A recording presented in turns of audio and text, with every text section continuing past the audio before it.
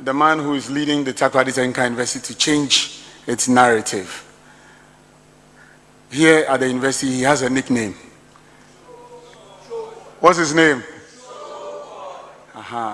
He has changed the university seriously. And Minister, the Honorable Kwabena Chidako Mensah will tell you a lot of the changes this man has led here at the Takoradi Technical University. Ladies and gentlemen, the Reverend Professor John Frank Shen, the Vice Chancellor of the Takoradi Technical University.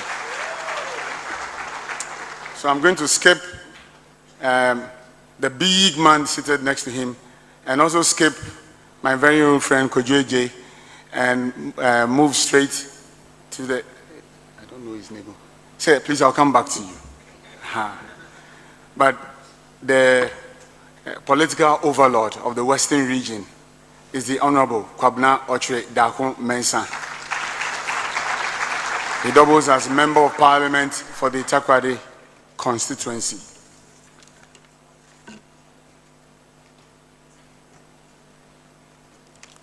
Nana Anom, we have Nana Yao Teria Asan, the handwriting, Asumankran Brema, is that correct? Asankran Brema. Nana Afrontain II, Heman Mpatase. Forgive me, Nana, you have written like doctors, you have written like medical doctors. Nana Kwabena Safo,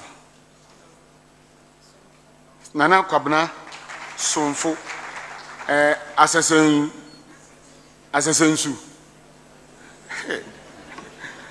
Another one watching me. Then Nana Kwesi Ankoma. Okay, so Afrancie. Oh, sorry. Nana Anko. Is it correct? Nana Anko.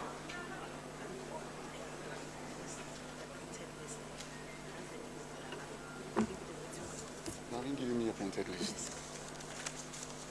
Okay. All right. So. And we don't have all those names here, so let me just go ahead and. Okay, so Nana Atabra the third. Atabra the third. Okay. So we have Nana Eji Fena Afrancie. Thank you. Nana Suna Bediakon the third.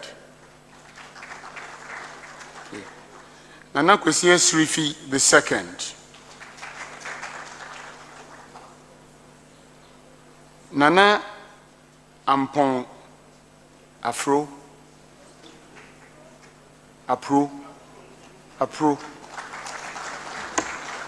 Nede Mudemako school pa.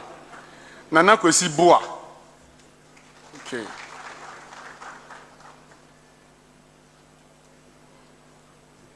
Equia Afraso.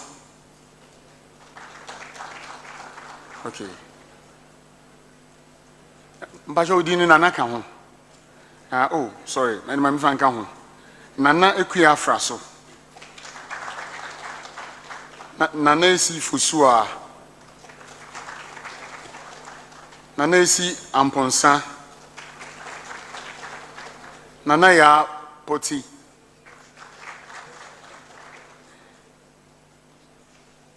Nana ya Fuwa.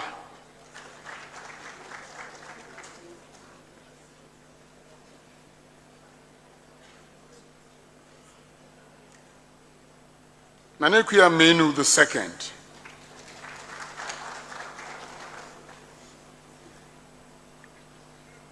Nana Shia Ajeman. Hey. I mean, you're a medical practitioner. Okay. So, Ladies and gentlemen, if I have skipped you, it isn't deliberate. When my attention is drawn, I'll come back. At this juncture, let me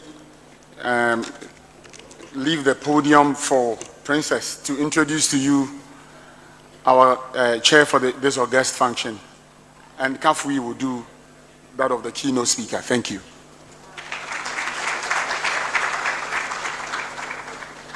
Thank you very much. Nananom, Honorable Ministers of State, Members of Parliament, esteemed scholars and guests, distinguished ladies and gentlemen. It is my privilege to introduce the chairman for the 2024 Busia Institute Lecture. Our chairman is a visionary with deep insights and a wealth of leadership powers whose passion and commitment aligns with the theme for today's lecture: housing the future, innovative approaches to rural development in Ghana. Our chairman, His Royal Majesty the Chairperson Okwama Nsechim II, is the paramount chief of the Wasa Amenyufi traditional area in the western region of Ghana, and a distinguished president of the Western Region House of Chiefs and the National House of Chiefs. He was installed in May 2014, succeeding a long line of revered traditional leaders. Before ascending to the paramount stool, the Chairperson Okwama Nsechim II had a successful career in accounting in the United States. He holds a Bachelor of Business Administration degree with a concentration in accounting from the Baruch College, City University of New York. He worked at the Bank of New York City in New York before returning to Ghana to assume his traditional leadership role. In 2022, the Chairperson Okwama Nsechim II demonstrated his commitment to community development by founding the Chairperson Foundation. His philanthropic organization is delegated to bolstering the citizens and systems of the Wasa Amenyufi traditional area. The foundation mission is to provide resources and opportunities for the success of the community.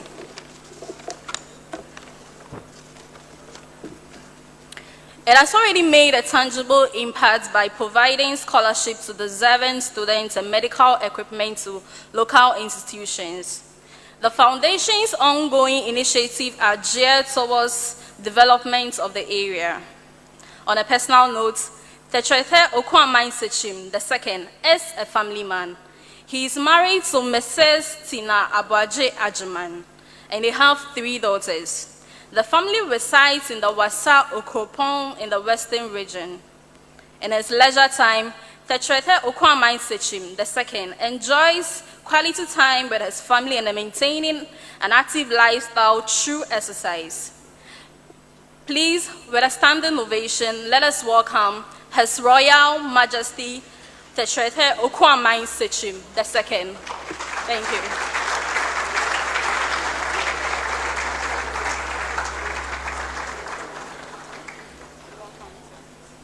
Please, let's sit. Thank you. Thank you. Oh, yeah. Chancellor.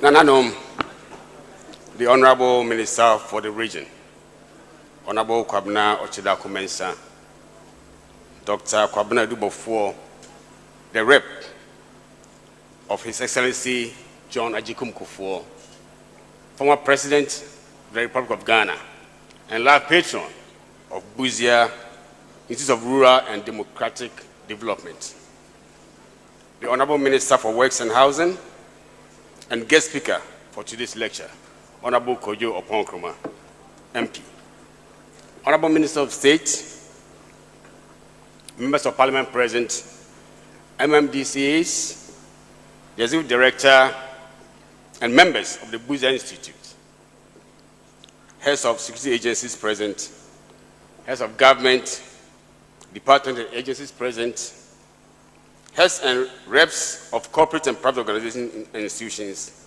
leaders and members of the various non-governmental organizations present, distinguished scholars, students, the press, distinguished ladies and gentlemen.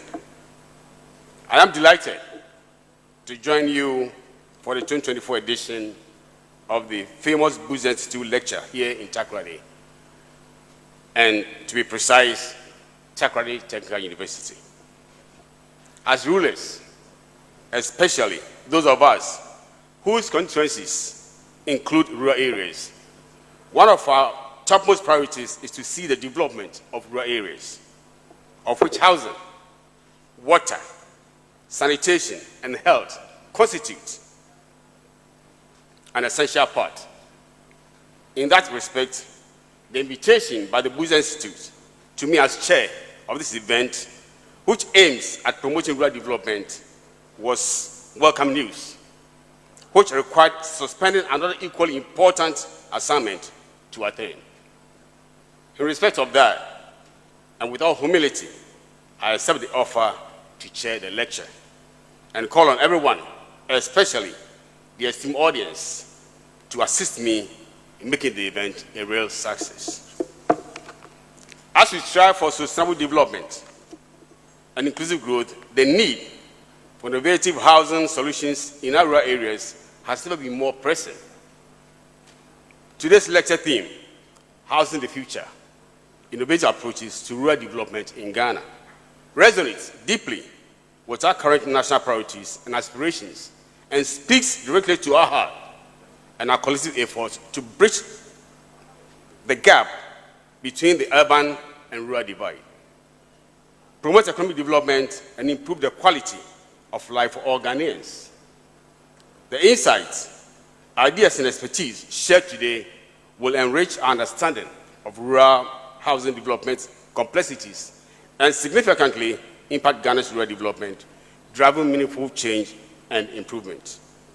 It is exciting to welcome one of our nation's most influential, inspirational, and forward-thinking leaders, the Honorable Kojo Opon Nkrumah, MP, Minister for Works and Housing, as our keynote speaker. He will inspire us with expertise and passion for transformative change, while also challenging us to think creatively and work collaboratively towards innovation solutions. Let us engage fully in today's discussions and learn from each other's experiences. Let us harness the collective wisdom in this room to inform policy, shape practice, and drive meaningful change in Ghana. Without further ado, I reiterate my acceptance of the offer to chair the lecture. I am deeply grateful for your participation, which is a testament to your commitment to rural development.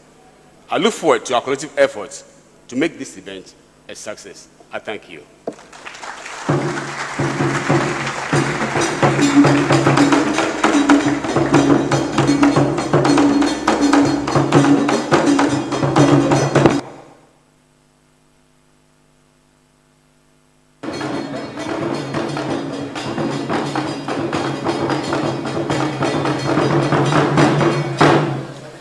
Thank you very much, Nana Chair, for your brief address. We are live on Sky Power 93.5, Empire 102.7, Beach FM 105.5, and Radio Premier 100.5. We are streaming live on Facebook at the Works and Housing Ministries Facebook, as well as Busia Institute and TTU's Facebook. We will now hear from the Vice Chancellor of the Takoradi Technical University. Let's welcome Reverend Professor John Frank Eshan.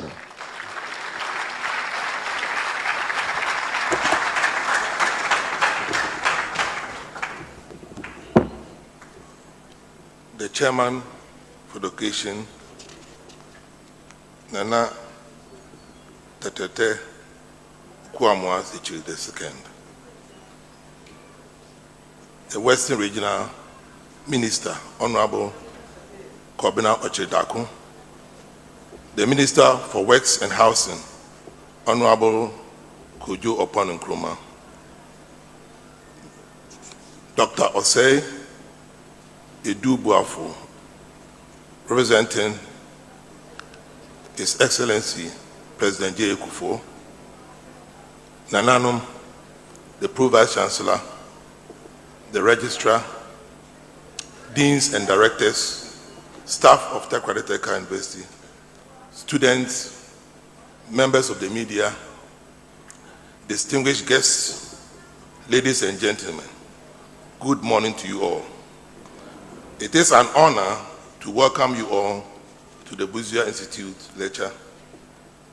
The Busia Institute for Rural and Democratic Development is a distinguished think tank dedicated to promoting education, democracy, and rural development. Today's theme, Housing the Future, Innovative Approaches to Rural Development in Ghana, is crucial because it addresses a pressing need at the pivotal moment of our nation's development. The well-being of rural population is integral to the overall progress of the country. Adequate housing is a fundamental human right that directly impacts health, education, and economic stability. By focusing on innovative approaches, we can ensure that rural communities are not left behind in the march towards national development. At Takrady University, we are deeply committed to embracing and driving innovation in housing. This commitment is exemplified by the outstanding work being undertaken by the faculties of Built and Natural Environment and Engineering. These faculties are at the forefront of integrating cutting-edge technologies and sustainable practices into the development of housing solutions.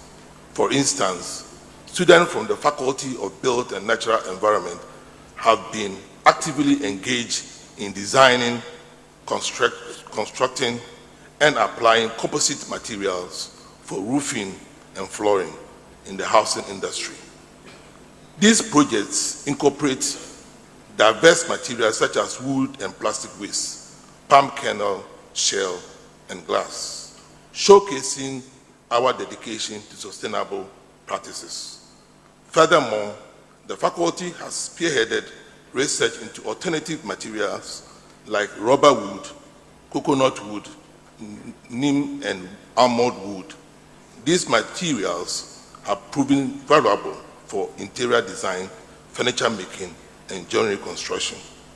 Additionally, the engineering faculty is currently engaged in research on the circular economy and alternative energy use to reduce our heavy reliance on fossil fuel. They are also working on carbon capturing and sequestration in partnership with the University of Trinidad and Tobago to combat climate change. Through these initiatives, we are not only advancing academic knowledge, but also contributing to sustainable development and environmental stewardship. We firmly believe that by fostering a culture of innovation, we can significantly enhance the quality of life in rural areas and beyond. It is truly an honor to host this lecture here at Takrady University, especially as we celebrate our 70th anniversary. Today's lecture offers a valuable platform for sharing ideas, exploring new approaches, and forging partnerships that will pave the way for a brighter and more sustainable future for Ghana's rural community. I encourage all of you to engage actively in the discussion. Let us make the most of this opportunity to learn and share for the future of rural development in Ghana. Once again, welcome and thank you for being here. God bless us all. Thank you.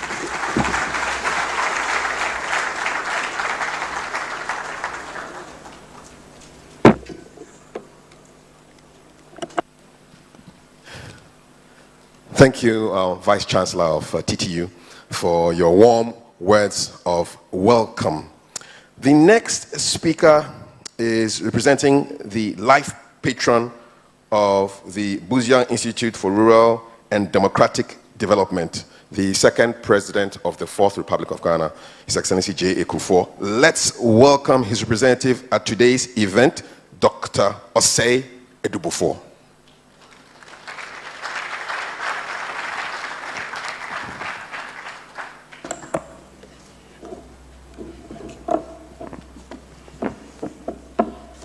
Good morning.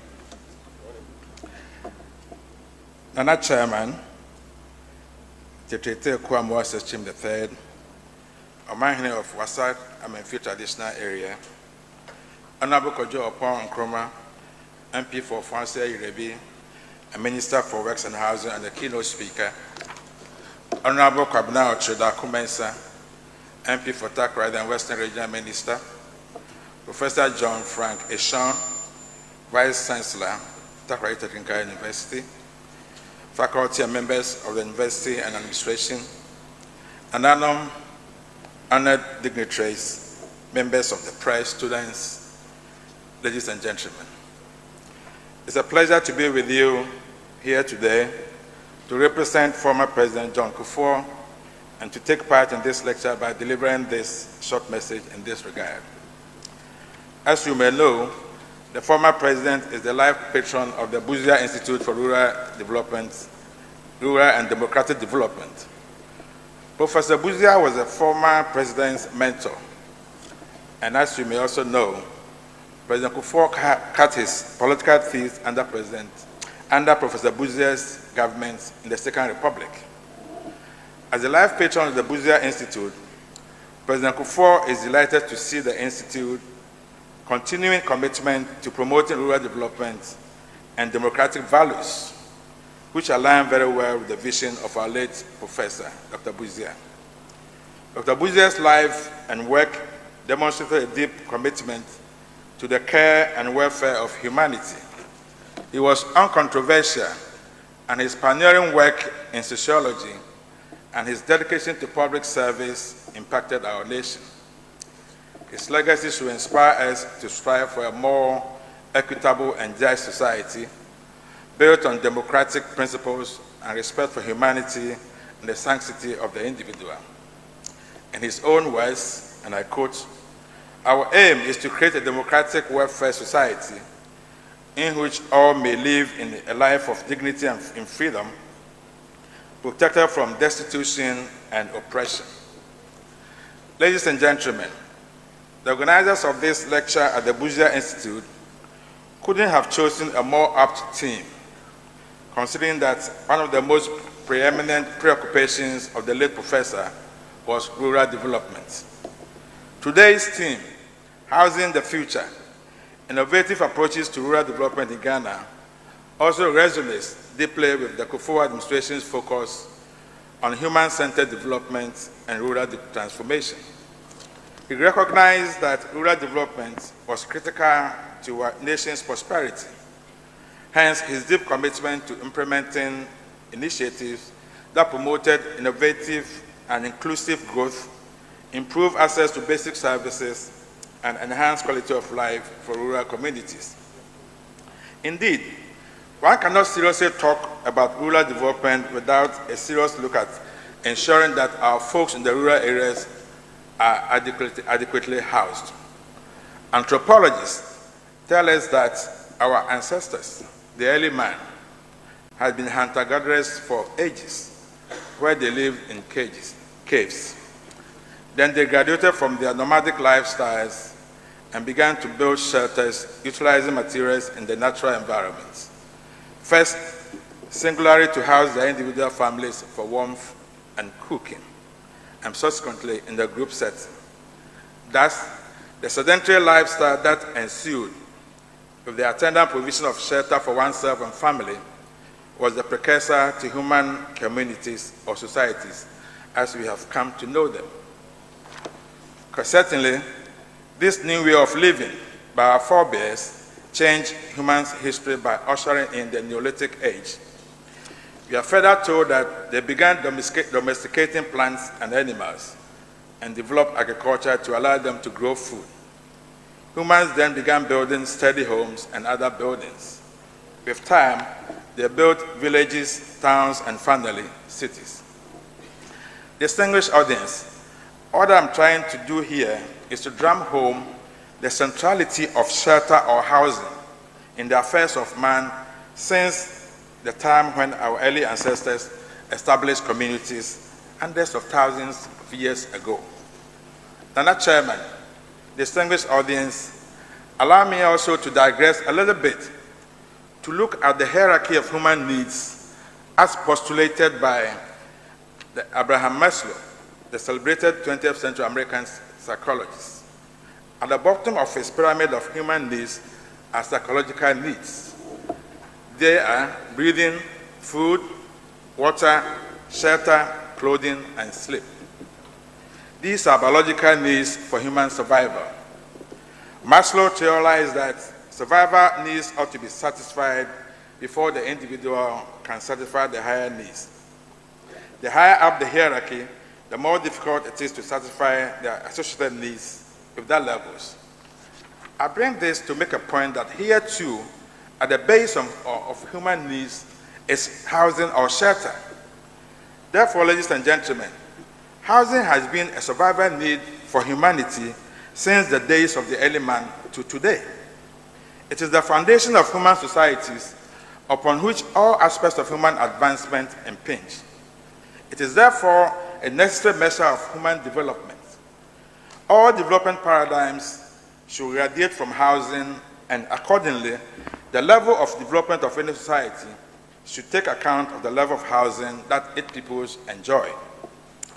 Let us therefore embrace the central idea of this event: innovative thinking, collaboration, and collective action to address the complex challenges facing our rural developed communities.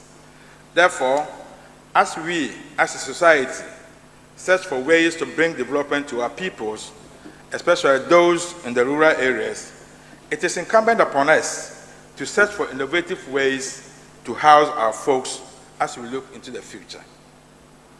What are these innovative ways?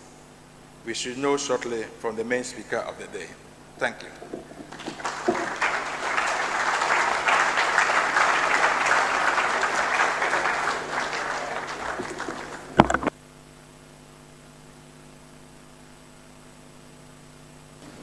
Dr. Edubofo, representative of the former president, would make a very good presenter. He has teased us. So now he said, you will know from the main speaker of the day. And now you're wondering, who is the main speaker? Coming up shortly. We will now have an overview of the lecture that we'll be hearing pretty soon. And it's my delight to welcome to the stage Executive Director of the Busia Institute for Rural and Democratic Development. Let's welcome Anani Eje.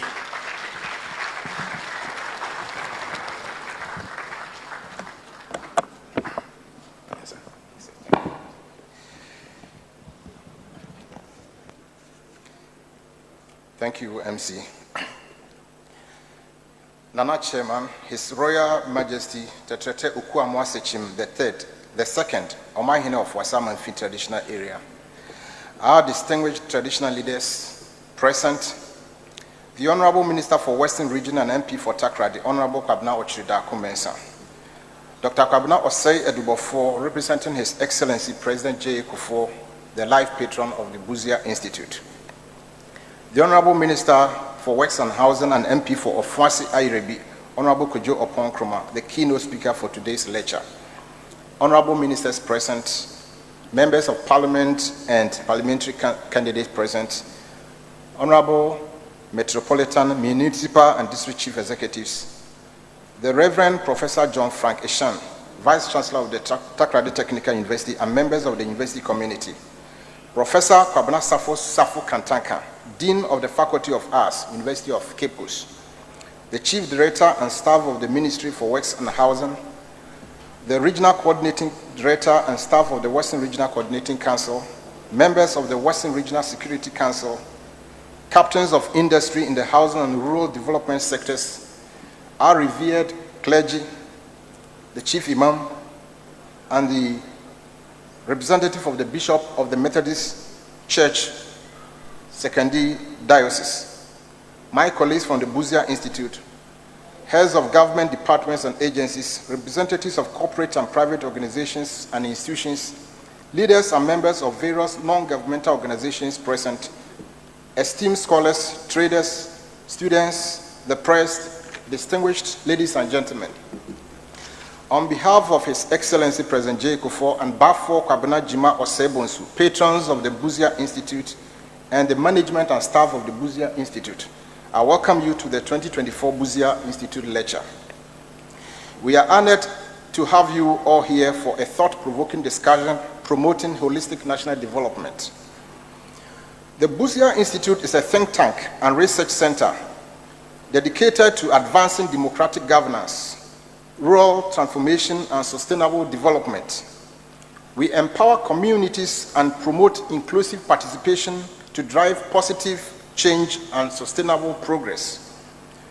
The establishment of the Busia Institute was inspired by the vision and ideals of Professor Kofi Abrefa Busia, Ghana's Prime Minister during the Second Republic, that is 1969 to 1972, who, in a broadcast speech on 13th August 1969, said in Accra, and I quote, "Our aim is to create a democratic welfare society in which all may live a life of dignity in freedom, protected from destitution and oppression, a society in which, because we have learned each to be his brother's keeper, through honest service and self-giving, will enable everyone to be the best he can be and to give to the full the best that he can give in service towards progress in prosperity, in liberty, and peace in our country and the world," unquote. The Busia Institute Lecture is our premier annual event designed to spark insightful discussions and debates on pressing national and global issues. Last year, the event took place at the Wesley College in Kumasi, featuring Honorable Oseche Mensah Bonsu, Member of Parliament for Swami and Minister for Parliamentary Affairs, as our esteemed keynote speaker. The event, hosted by the college, was held under the distinguished patronage of His Royal Majesty Otumfuo Osei II, who was represented by Nana Kwesi Ewua Apinkra, Chief of Nkontomponia Ferry in Kumasi. With a thought-provoking theme, knowledge, service, and the future, the stage was set for a stimulating exchange of ideas.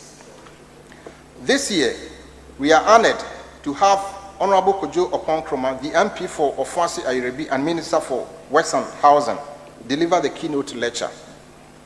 Therefore, we anticipate a lecture of substance because the minister, as we know him, is a man of substance. The lecture also promotes dialogue and collaboration between the government, academia, stakeholders in the housing and rural development sectors.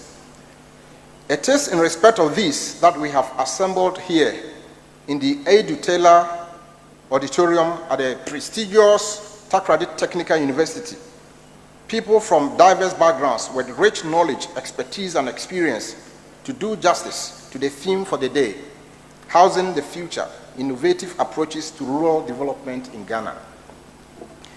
At the end of the keynote speaker's lecture, there will be a fireside chat which will facilitate knowledge sharing and stakeholder collaboration. We believe that the foundation of a better future is not just laid with bricks and mortar, but with the collective efforts of a society that dares to envision a brighter tomorrow. This lecture aligns with the Busia Institute's goal of promoting sustainable development, democratic governance, and rural transformation. The expected outcomes include innovative housing solutions, policy reforms, community empowerment, and partnerships. We believe this event will have a lasting impact on Ghana's development trajectory, contributing to our collective aspiration for holistic national development.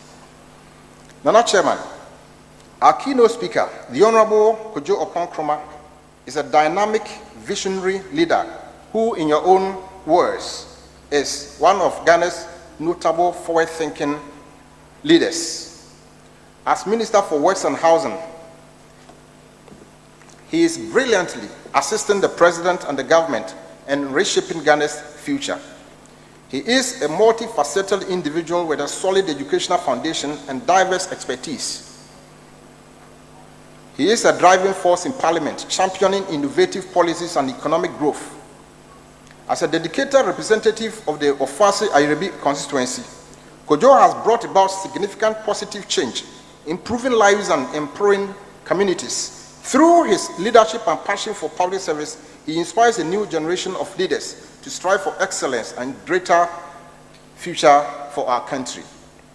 In conclusion, today's lecture is crucial to achieving our development goals.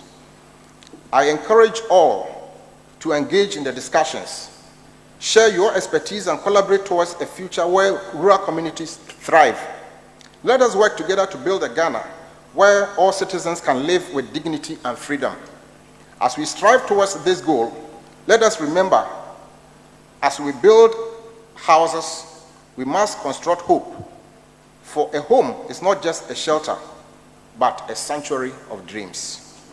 The decision to select the theme under this discussion was partly informed by the brilliant performance by Builders.com, an indigenous Ghanaian construction company that was brought into play when it became necessary for the government and the country to reconstruct Apiasi, a village that was devastated, as we all witnessed. This company came on board, and now the elsewhere Apiasi village has been changed into a city. And in the course of this discussion, we will show a short documentary of what the Ghanaian, and for that matter, Ghanaian companies can do. Therefore, we thought it prudent to have a discussion around this topic, to share ideas on ways to create solutions for our country in various areas, especially those in housing and rural development. Nananom, I am glad that the CEO of Builders.com and her team have joined us today. I must also acknowledge the generous sponsorship of the splendid Rainbow Hotel here in Takoradi and our official accommodation sponsors.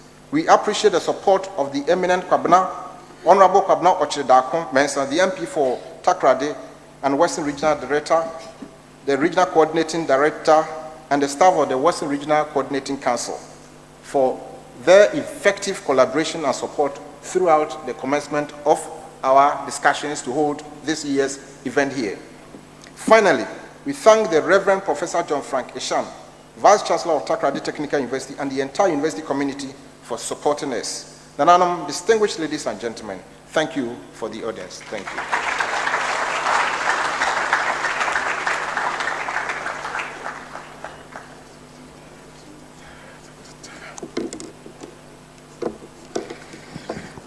Thank you very much, Mr. Anania J.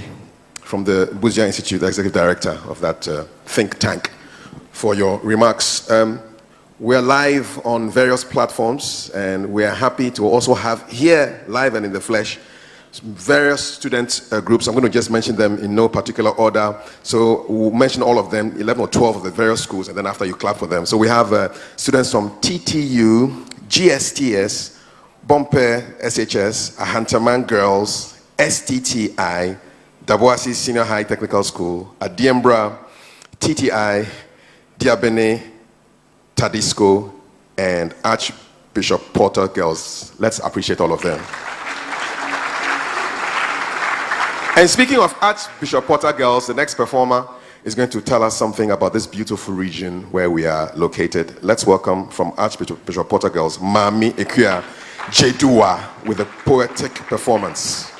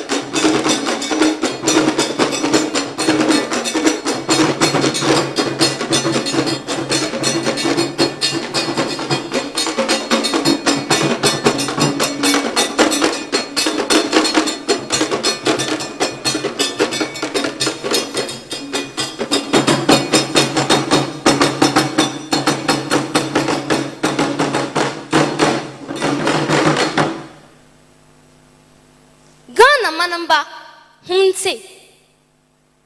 Ghana manamba hunte. Ghana manamba hunte. Aduma kuma boazi. Bor boazi. Obo oberimba sunkubia. Otside akrabwa onyantaben. Nasu otu. Aduma kuma bo oberimba sunkubi ma oman Ghana. Jamdan na epum na mina rize rusi. Hem ubwe na rubose. Na rim nume na raso. Rutsu enyi jenjo. Mpayinfo etitirfo na brempana we hyem wa ha. Ontansi de anafo be hia boka. Demaraso na etifi be hia ane. Nambom ndedei waina ebe hyem wa ha. Zerebekai odeshepon kukudrunyi odapejan Kofi Abrefa Busia. Oman Dadaw Okoji Abo John Ajakum Kufuor. Owa Jumazikasi Siwunando. Aduma kuma obo sunya asase ni shrankan. Afei nyemnyamni kwabena atrida kumensa. Owa enye oman panyin Nana adodan kwa kufuado. Nana musinyi wa ane manto umuha. Adoman kuman shraw. Wa ejumasuna aye. Na eguduri ye. Wa ane manto umuha. Obenfu Kofi Abrefa Busia se. Odawase. Na otsawichi wasunsumu. Au nyangwa mtinenyi. Nana tetrete okuama. Sechima etodu ebien. Oduma kuma osidaze bonyansa po. Ondumu nyansa. Umbrodo. Nafa buhuman. Yama wa akwa banana. Akwa banhinewa. Obruman kuma. Oda pejan. Kofi Abrefa Busia. Amanya ku UGCC. Jawase.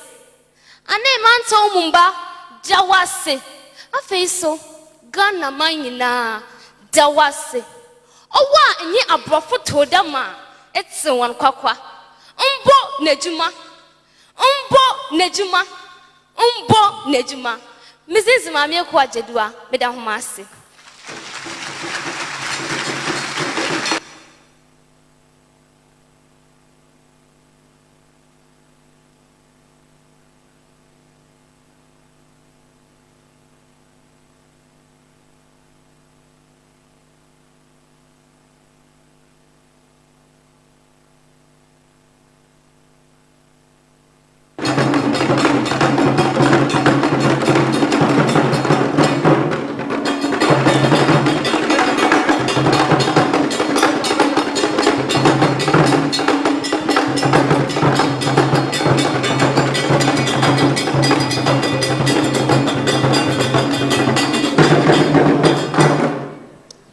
Thank you so much, Mami Ekwa Jedua and the Center for National Culture.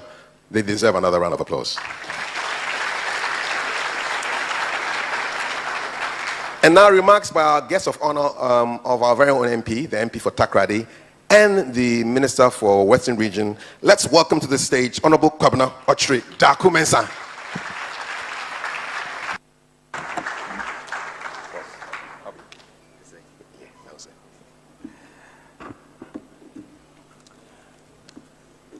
Nana Chairman, Paramount Chief of the whole of Amenfi,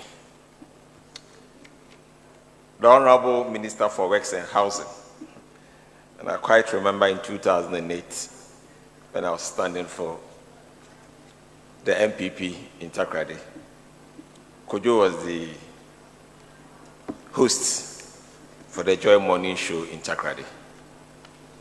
I didn't know that after 8 years, you would join the race. Kojo, you are welcome to Takrady. Honorable members of Parliament here present, representative of the patron of the Busia Institute Dr. Osei Edubofo, Honorable MMDC here present, Nananom here present, Vice Chancellor, and Tidy Showboy. He's a proper tidy boy. Reverend Professor Frank Ishan, Vice Chancellor of TTU, the Executive Director, Anane, of the Busia Institute, members of RESEC, Chief Directors here present, heads of departments, students, the media, distinguished invited guests, ladies and gentlemen.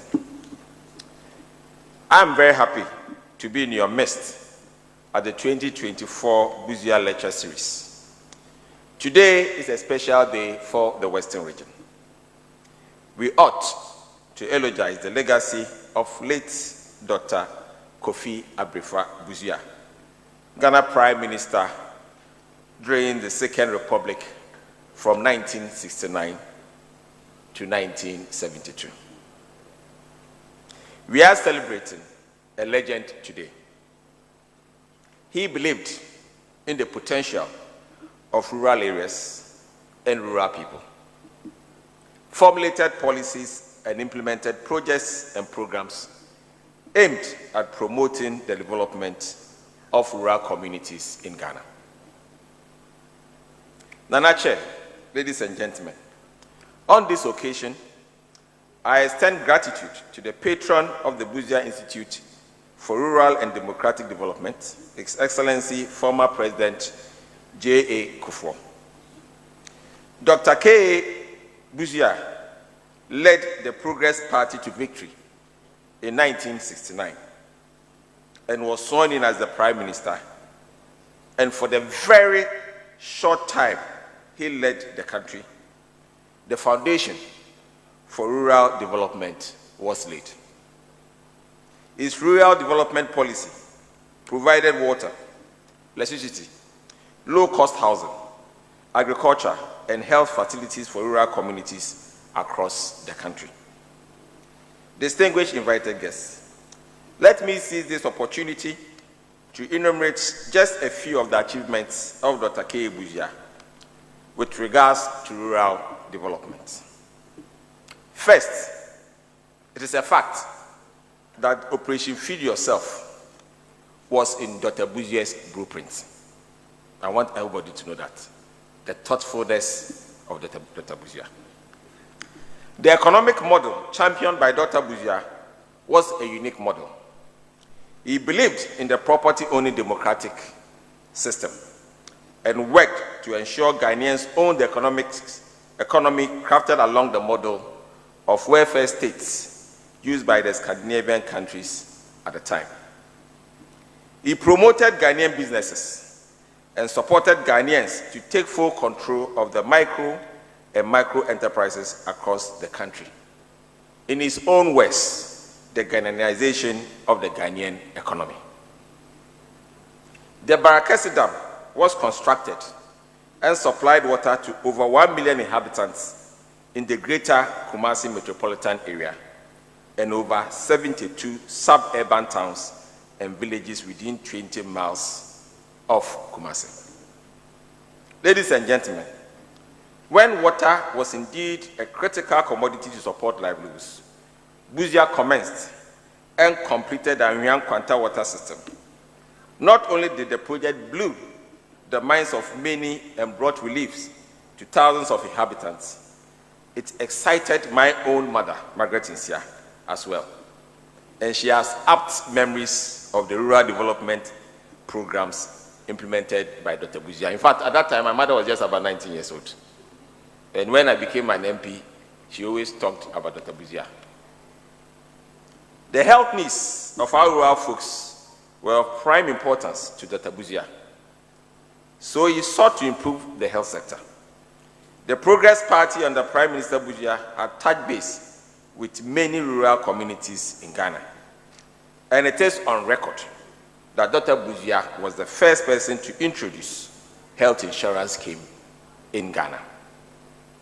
I'm therefore not surprised that His Excellency, the former President and patron, John Ajekum Kufuor, abolished the cash and carry system and reintroduced National Health Insurance Scheme to make health care affordable to all people, especially our rural folks. On education, Dr. Busia built schools in many rural communities in Ghana. Today, His Excellency, the President of the Republic of Ghana, Nana Addo Dankwa Akufo-Addo, whose father was made a ceremonial president during Busia's regime, has also carried this vision and advanced it and delivered the free SHS and TVET to make education free for all, especially our rural communities. And for us in the Western region, we've been able to move school enrollment at the secondary level from 13,000 to 65,000. A whopping 485% increase. Clearly, these policies will empower rural communities and promote prosperity. On housing, Dr. K. Busia commenced the low-cost housing policy to construct affordable housing units for communities across the country. And for us in the Western region, we can boast of the Nkotompo housing scheme and the TUC estates at Apawai. Nana Chair, distinguished invited guests. Later years, after Dr. Busia has been in government, we have seen successive regimes replicate the Progress Party's policy programs championed by Dr. Busia. All that I have noticed is just change of names, but the principle continue to remain the same.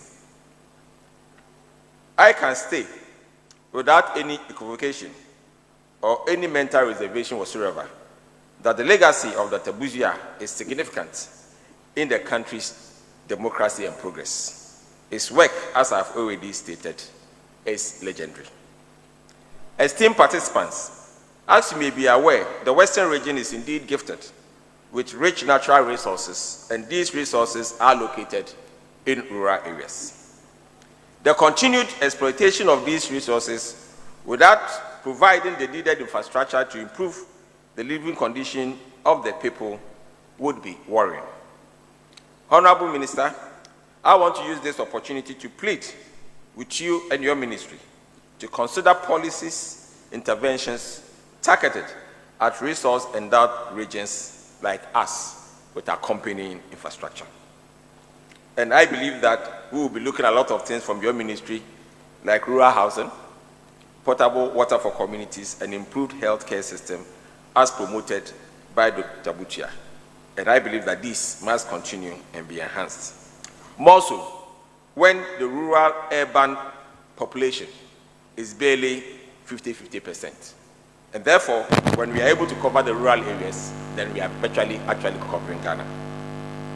The theme for the 2024 lecture, Housing the Future, Innovative Approaches to Rural Development in Ghana, is therefore appropriate. Nana Chairman, the sector minister will speak on the theme. But permit me to briefly state that our approach to rural development may have to be redefined and a cross-cutting policy formulated to address the multidimensional challenges confronting our rural communities. Our livelihoods are interconnected, and enhancing the lives of citizens in our rural areas is a panacea for a comprehensive integrated development. Ladies and gentlemen, I believe that it is time we use our local materials and technologies to build sustainable and affordable homes. We must ensure our rural communities have the skill sets to utilize local materials and appropriate technology to build cheap but decent homes in our communities. Today, we are here to celebrate a legend who believed in rural areas and rural people and find new ways to support rural housing. And I know it is possible with new technologies, determination, and hard work. The redevelopment of the Apiete village after the exploration is a good testament of the adoption of indigenous technology and the use of local raw materials for the construction of rural housing project. And I'm happy to have been one of the key champions of this project. The government will continue to empower local government services to allocate resources and improve healthcare, education, roads, water, sanitation, markets, and electricity to support rural economic growth and development. And I believe that all Ghanaians should be on board to make this a success.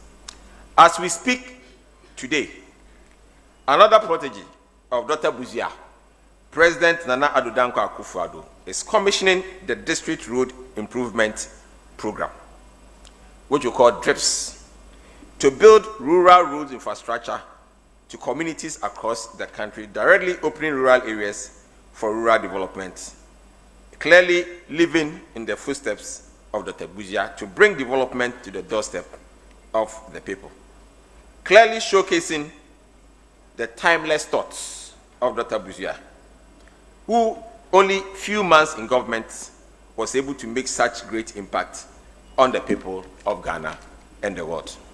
On this note, I would like to use this opportunity on behalf of the people and chiefs of the Western region, welcome all those who came from far and near, especially who came outside from the Western region to this program, especially my own brother, Kojo Upon Nkrumah, to the Western region. And I want to tell you, this is your second home. We are not only in Fuase Ayebi. I further extend my welcome to the Executive Director of the Busia Institute for Rural and Democratic Development and to the representative of the life patron of the Institute. On this note, I want to welcome all of you once again to Western Region and the 2024 Busia Institute Lecture Series. Thank you very much, and may God bless us all.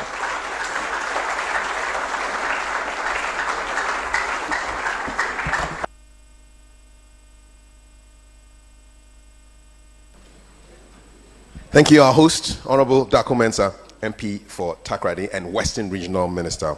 Our keynote speaker is a multifaceted leader in Ghanaian politics, has been making significant strides both in governance and public service. He's in his second term as Member of Parliament for his constituency and has recently taken a new ministerial role in the current administration. He's known for his groundbreaking reforms as in his former ministerial portfolio, where he enhanced government communications and facilitated the implementation of Ghana's Right to Information Act. His efforts in his constituency include establishing an education and skills development fund, which has awarded over 450 scholarships and supported various socio-economic projects, with a deep commitment to addressing housing, sea defense, and flood control measures, and as a devoted family man, a person of faith, and a fabulous supporter of Asante Kotoko. Our keynote speaker is none other than MP for Ofuasi Ayebi in the Eastern Region, former Minister for Information and current Works and Housing Minister. Let's welcome the Honorable Kojo Upon Nkrumah.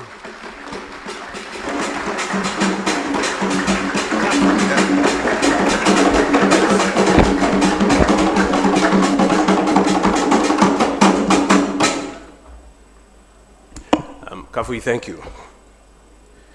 The Western Regional Minister, my brother, the Honorable Kwabena Ochre-Darko Mensah, Chairman of the occasion, Tetrete Okwamwa Sechim II, who is also the Paramount Chief of the Wasa Mimfi Traditional Area, Reverend Vice Chancellor, members of convocation and faculty, Nananum and invited guests, directors and staff of the Ministry of Works and Housing who are here with us this morning, representatives of the New Patriotic Party, led by Deputy Communications Directors Krobi Asante and Esiedu Kokro, students, ladies and gentlemen, good morning. Permit me to start by thanking the Busia Institute for Rural and Democratic Development for the honor done me in inviting me to deliver this year's memorial lecture. Permit me also to thank the Takoradi Technical University for providing the platform and academic environment for this lecture. Academic institutions and civil society organizations have a responsibility to foster research, thought leadership, and peer review of ideas with which we can better manage aspects of our national life. And I'm glad that these two institutions are living up to this. The selection of Sekondi Takoradi as the venue for this lecture is of historical significance. For those who will remember, in the early 1940s, Dr. Busia, fresh from his academic pursuits at Oxford University, was assigned a place as an administrative officer in the colonial Gold Coast administration here in Sekondi Takoradi. It was during his tenure here that he undertook the seminal social survey of urban areas on the Gold Coast, culminating in the publication of the groundbreaking social survey of Sekondi Takoradi. This pioneering work provided valuable insight for addressing urbanization, poverty, and inequality. So it's a privilege to speak on the subject, Housing the Future, Innovative Approaches to Rural Development in Ghana. It's even a higher privilege to do it on the Busia platform, and the highest privilege is to do it here in Sekondi Takoradi. Dr. K. Busia, one of our nation's heroes who unfortunately we haven't recognized enough and learnt enough from, is the man on whose platform today we'll be drawing some lessons. His efforts at all aspects of decentralization, rural development, and rural housing should be studied and built upon if this country is to make the most strides in these areas. They represent indigenous and original ideas to tackling issues that were and remain germane to us. In my humble opinion, Nana Chairman, if we had continued with the efforts that he and others made, even after his tenure, instead of just jettisoning them with his administration, we would have been further today in our rural development and rural housing programs. Unfortunately, however, because of our excessive partisan nature, we are too quick to throw away even the most brilliant ideas and programs of previous administrations just because they belong to a different political persuasion. But I'd like to borrow the words of a senior of mine at the bar, former Minister of Defense, former NDC MP for Laura Nandom, Benjamin Kumbo, who said, leaders are not all black, they are not all white. They come in shades of gray. It will bode us well if we will learn lessons from the past and build on them. As I begin my presentation, I want to set the context a little bit so that we all have an understanding of exactly what we are talking about. It's important first to appreciate the entire landscape of Ghana's housing challenge or housing opportunity before we zoom in on the rural housing segment. And I call it a challenge and an opportunity because we have a choice. We can choose to see these things as challenges. We can also elect to see them as opportunities. Opportunities to tackle things that bedevil us, opportunities to do something meaningful and significant for generations to come. So in my presentation today, I will not be describing it as a housing problem, I'll be describing it as a housing opportunity. The 2021 Population and Housing Census estimates that Ghana has a housing deficit of 1.8 million units. Now, if you assume that an average household has 3 persons, that's about 5.4 million Ghanaians who don't have access to decent housing. If you assume the more realistic average of 4 persons per household, that means about 7.2 Ghanaians who don't have access to decent housing. Many solutions have been proffered to the housing challenge or opportunity in Ghana since even before independence. The mixed results, culminating in the 1.8 million deficit as at now, is ample evidence of the fact that there's room to do more. There's room to innovate. What the Busia Institute and the Takoradi Technical University are inviting us to do is to examine the innovations that we can make in tackling the question of housing, with particular emphasis on rural development. I want to briefly canvass a bit of literature that will bring us to where we'll start our conversation from. And Reverend Vice Chairman, permit me to start from Matthew 8:20. It is where our Lord Jesus Christ speaks to those who want to follow him. And if I may quote, he says, foxes have holes, birds have nests, but the Son of Man has nowhere to lay his head. What he's actually referring to is that the basic human need of a place to lay your head, if you choose to follow him, you will be denied that, or you should expect not to have that. But implicit in that is the fact that a place to lay your head is a basic human need. The economists prefer to give Abraham Maslow the credit from his 1943 paper, A Theory of Human Motivation. And as Dr. Dubofour rightly articulated, it talks about housing as one of the basic human needs, one of the physiological needs of man. In some jurisdictions, housing is defined as a basic need in their constitution. And so in Kenya, for example, in Articles 43(1)b, you will find that the constitution says every person has a right to accessible and adequate housing and to reasonable standards of living. In other countries, housing is not expressly stated as a right, but you will find an allusion made in some aspects of their constitution. For example, in Ghana's constitution, if you read between Articles 15 and Articles 18, 1 and 2, you will find that the right to own property, which includes housing, is enshrined in our constitution. Now, Chairman, housing therefore is a basic need. It's an asset that a person has a right to own. The state, therefore, has over the years attempted to assist citizens access housing.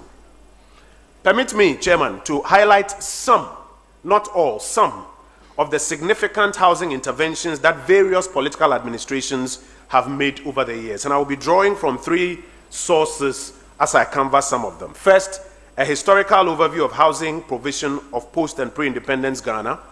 Second, housing policies in Ghana, a historical overview from 1920 to 2014. And thirdly, data that's available to the Ministry of Works and Housing.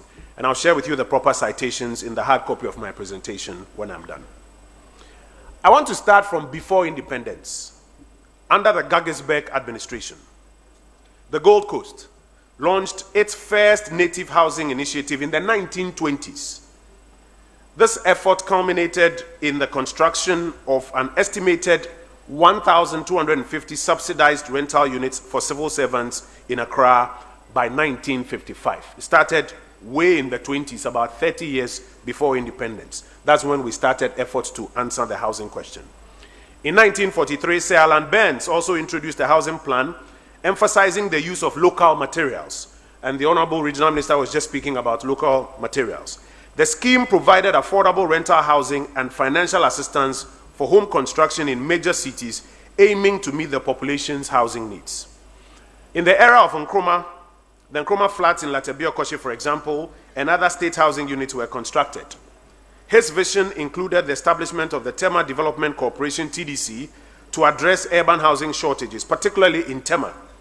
In all, almost 5,000 units were constructed under various schemes during the days of Dr. Kwame Nkrumah.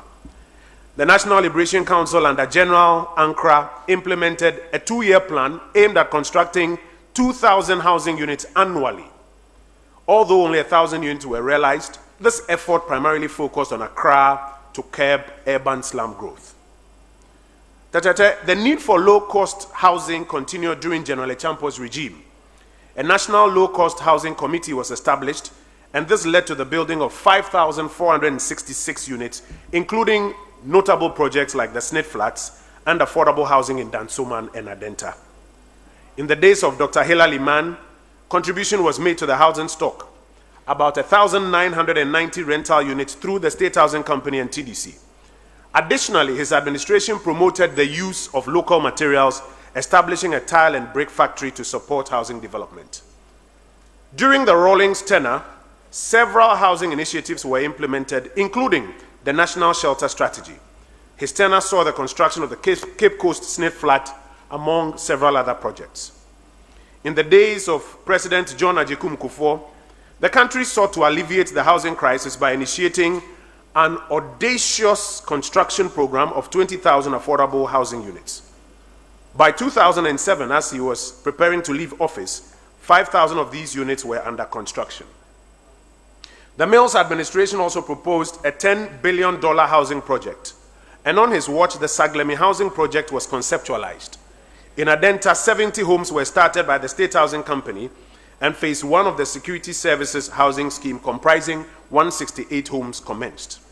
The Mahama administration made significant progress on the 1,506 housing units in Saglemi out of the proposed 5,000 units. In the Akufo-Addo era, a lot has also been achieved.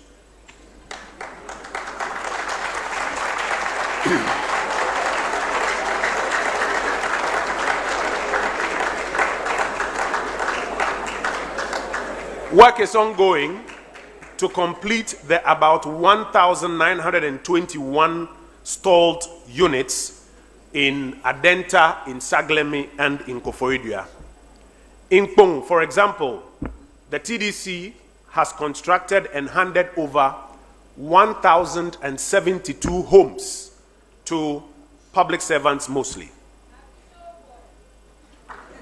The state housing company has also constructed about 572 homes made available to members of the Ghanaian public. The TDC, through the National Home Ownership Fund, and I see the managing director here, has already constructed and handed over about 405 homes in Community 22 in Tema.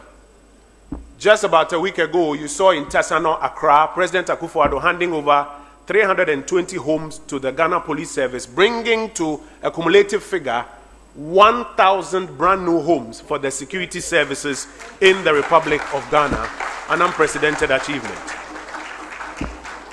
As we are speaking now in Amrahia, in the Greater Accra region, about 200 homes are being constructed by the State Housing Company. The Ministry of Works and Housing as well is currently, through the Bungalow Redevelopment Program, building 609 homes, mostly for senior public servants.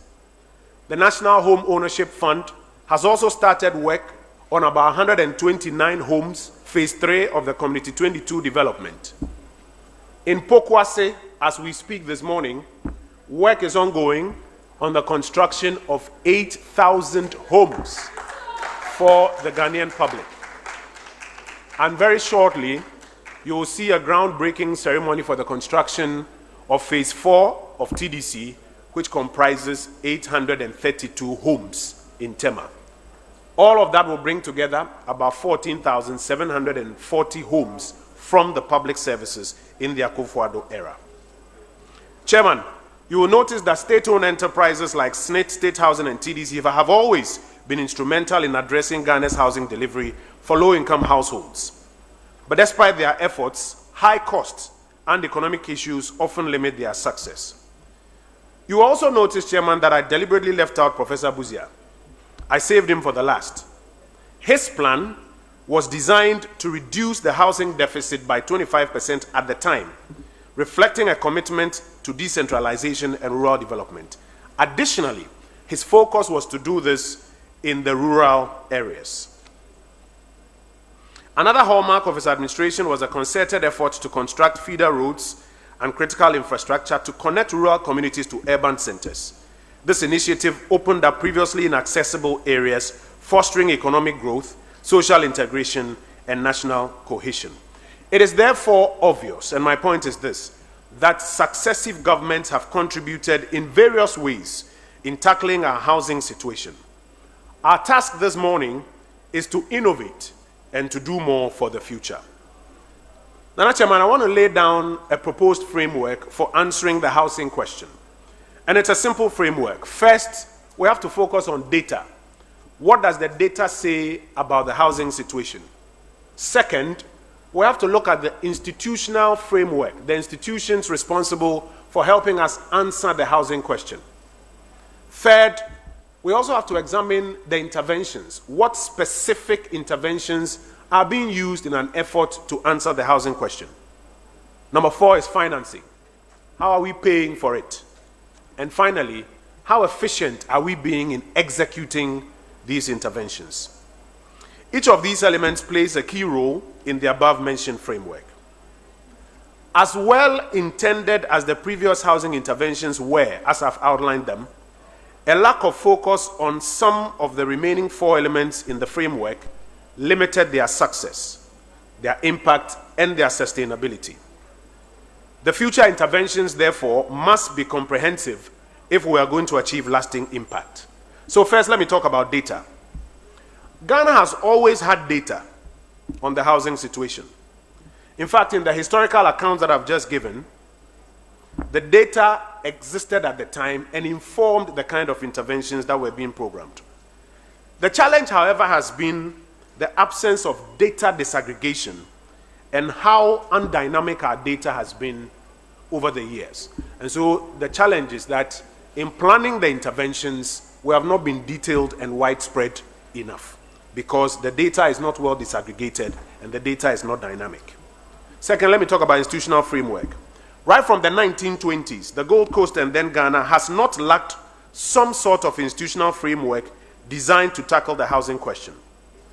The challenge has been that these old institutional arrangements have not been agile enough to respond to the opportunities and challenges in the sector. And here I'll give a few examples. As urbanization has increased over the years, the question of which institutional body has been tasked with executing urban affordable housing programs and which body all rural housing programs have been assigned to remains at large. Again, with a clamor for sustainable building materials, the question of which body has been tasked to develop, certify, and execute programs with alternative building materials also remains at large. So our housing institutions have existed, but they have made limited impact. Let me talk briefly about the interventions. In terms of interventions, we have also not been short. As I have outlined earlier, various administrations have made some interventions. But if after all of these interventions, today we have a deficit of 1.8 million homes, then it means that some more robust interventions are required.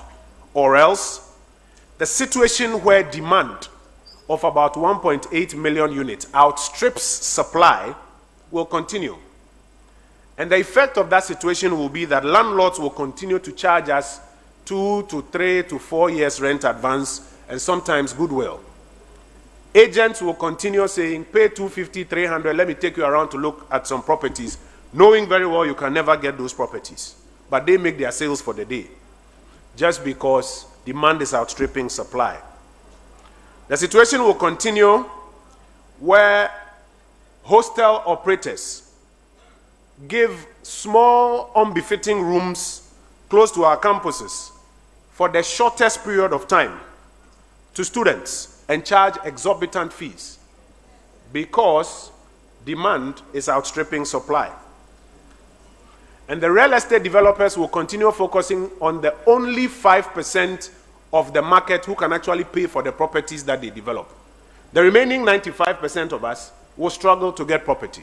In fact, if you look at the data, about 35% of Ghanaians require affordable housing, and 60% of Ghanaians require what we call social housing. So if we continue at this pace, the developers will only focus on the 5% at the top, and that is not sustainable. The remaining 95% will continue to resort to self-built housing schemes, or if you can't, then you live in squalor. Financing. Historically, there have been 3 ways of financing public sector housing interventions. Number 1 is the use of the government budget. So when the finance minister can find some money for housing ministry and its agencies, then you go build something. Or government will borrow and give to a developer and he will try to build. So in the case of Saglemi, for example, government borrowed $200 million, gave to a developer to build 5,000 units. After the $200 million was paid, 1,506 units have been left there partially completed. And because the money is run out, the project is stalled. And then thirdly, development by state-owned enterprises, including SNIT, TDC, or State Housing Company. Now, considering the scale of the problem, 1.8 million units more, Nana Chairman, I respectfully submit that we would need to rethink and innovate around financing as well. And lastly, efficient execution. Ghana has had challenges in project execution in the housing sector over the years for various reasons. Issues such as land, finances, and project management competencies, and sometimes pure partisan politics have all affected project execution in the housing sector. Sometimes it's been a failure or delay of project managers to adhere to best practices that have caused delays. Sometimes cost overruns account for the non-completion of projects. At other times, successive governments have just failed to complete previous government projects. For example, the Kufuor Affordable Housing Project in Koforidua that I'm just speaking about was left in 2008. And since then, it is now that we are working on completing it. The major reason for this is the paradigm that we have been using for public sector housing interventions. Which paradigm am I talking about? If it is government that is building, then when administrations change, it is possible that the unfortunate pattern of shifting focus will come in and the project will not be continued. But if that paradigm changes, then we'll be able to reduce the risk of uncompleted projects. We have to improve project execution, time, cost, and quality. If we are to respond effectively to the housing question, we cannot deliver 1.8 million units with this current attitude. And so a new paradigm, as I mentioned, is required. However, as I recount some of these challenges, it is worth stating that some private developers and even public developers like TDC, State Housing Company, and the National Home Ownership Fund have been stellar in more recent years in their development. And I think we can give them a big round of applause for the work that they have done. And so, Nana Chairman, I want to move directly into the innovations. Today's subject is about innovations. And these innovations, I will consider them within the framework of the 5 elements or the 5 parameters that I have set out.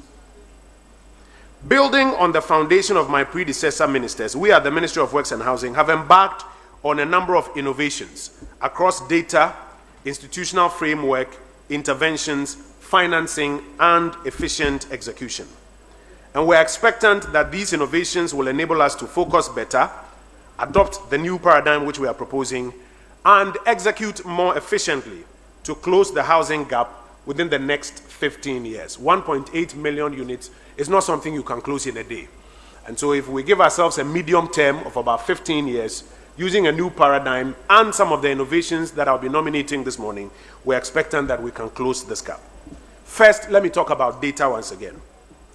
Now, while the data shows that we have a gap of 1.8 million units, that data, as I mentioned earlier, is not disaggregated enough to enable the best planning of housing interventions.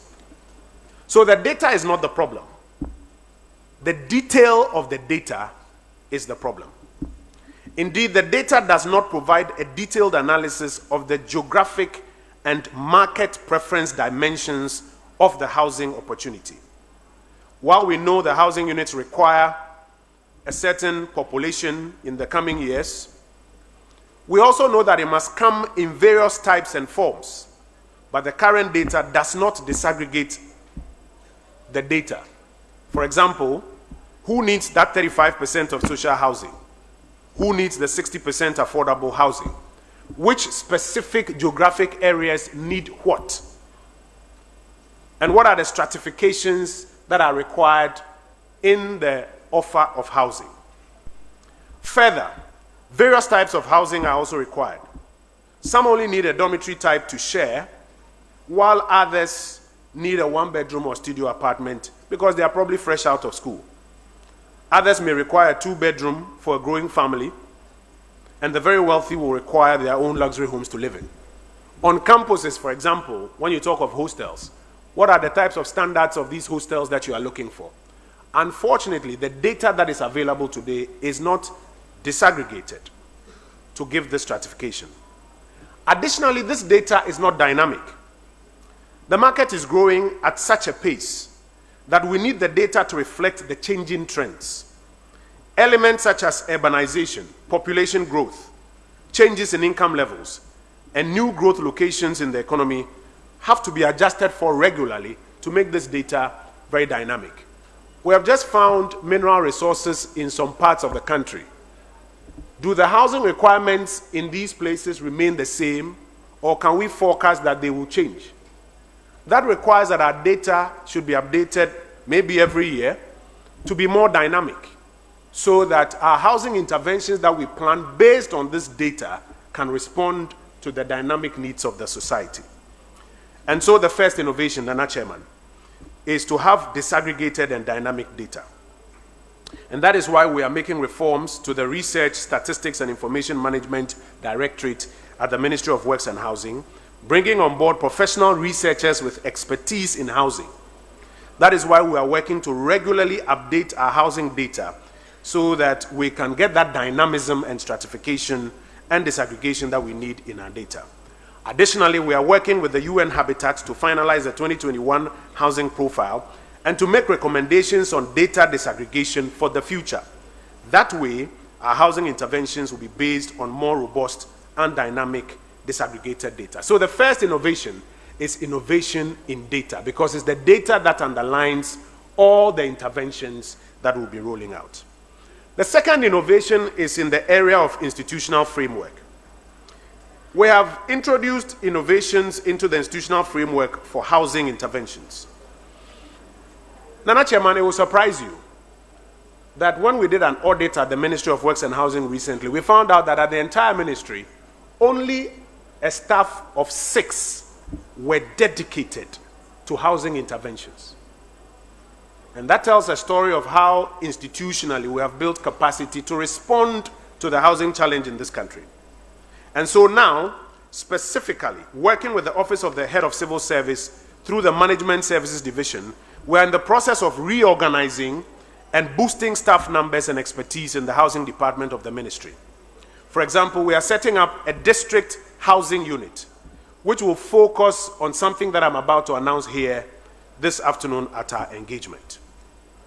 We are also setting up an urban housing unit to focus on fast-tracking the affordable housing programs in the 61 urban districts across our country. And so, for example, the affordable housing programs in Pokwasi in Accra that I spoke about, the one that we are looking at in Dedeswa in the Ashanti region in Kumasi, they will need a specialized unit to pay attention to it and ensure that the institutions for developing them develop them quickly. We're also in the process of setting up a public sector housing unit to focus on developing and managing subsidized housing for public sector workers, including security services. We've done 1,000, and it may interest you to know that the day we finished the 1,000 and handed them over, the military brought a request for their own 1,000 as well. And so it is important that we have specialized attention to develop public sector housing. And I imagine that here at the university, your faculty will also be looking for some housing units of their own. Our PPBME Directorate has also been tasked to focus, among others, on innovations and global best practices to stimulate housing delivery. And we are in the process of establishing by law an institution to focus on executing the housing interventions, known as the Ghana Housing Authority. We will soon present the bill to Parliament. And we are clear in our mind that if results are to be achieved in closing this 1.8 million gap, then we need a fit-for-purpose administrative setup with clear targets and resources to get things done. And so the second innovation is innovation in the institutional framework. And as I mentioned, one that you'll be excited to hear about is the district housing unit. And shortly, we would announce what we are going to do through that unit. The third innovation, ladies and gentlemen, is in the area of interventions, the actual projects. Ghana developed a housing policy in 2015 aimed at promoting greater private sector participation in housing delivery and creating an environment conducive to investment in housing for rental purposes. We further developed an affordable housing program in 2021 aimed at facilitating the development of affordable housing units in collaboration with the private sector. We recognize, however, that government alone cannot build all of those 1.8 million homes that we need in the medium term. It will be impossible for government to do that. Therefore, there's a need to adopt a new paradigm. And the new paradigm under the interventions that we are introducing, the innovation, one, is to collaborate with the private sector through what we call a PPP framework that will allow us to crowd in a lot more private sector players to bring their capital and their expertise to help us to build the homes of the future. It is because the private sector is the one that builds about 99% of the almost 40,000 units that we build each year currently. And so if we want to move from about 40,000 units to about 130,000 units to close the housing gap, what makes sense is that we support the private sector to build these units instead of government pretending and purporting that it can on its own build it. And incidentally, one of the major proponents of supporting the Ghanaian private sector to do projects is Kofi Abrifa Busia, on whose platform we stand today to articulate these thoughts. Additionally, Nana Chairman, we find that about 20, sometimes 25 to 30% of the cost of projects is about the horizontal infrastructure, water, energy, roads, within these building enclaves. And so the innovation, the second part of the innovation in interventions, is to build synergies with the other ministries responsible for roads, water, energy, and communication. So that instead of burdening the private sector with the need to find their own money to build roads and water and other interventions in their enclave, these ministries, through our synergies program, will be the ones to build it. If you take Saglemi, for example, out of the $100 million required to complete Saglemi, we are informed that about $46 million of it is required to ensure that water, energy, and a sewage system is put there. If the planning had been done in such a way that the state, through synergies, would have been responsible for it, we would have been able to save that cost of the private developer and moved forward. And then the third part of the innovation and the interventions is that working with academic institutions like the Takoradi Technical University and many of the other technical institutions across the country, we'll be able to bring in the latest innovation and expertise, as has been mentioned by the Vice Chancellor, to make it easier, cheaper, and faster to construct these homes of the future and to make this technology adopted by the private sector as we encourage them to do this. In the last 3 months, working with the Department of Rural Housing, Nana Chairman, working with some of our technical universities and experts in the built environment and other stakeholders, we have developed the concept for a new district housing program, which is soon to commence across the country. As was mentioned earlier, one of the things that Dr. Busia stood for and fought hardly for and commenced and worked on in his very short period in office was a rural housing program. These days, no district wants to be described as a rural district.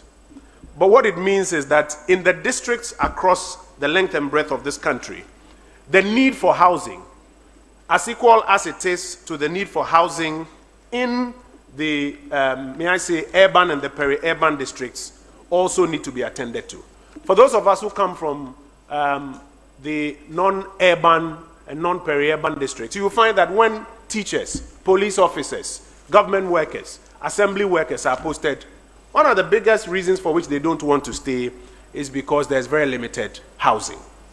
You'll find that when people travel abroad and are in the diaspora, one of the biggest points of conflict back home is when they send money that somebody should build for them, and they come back to realize that that building has not taken place.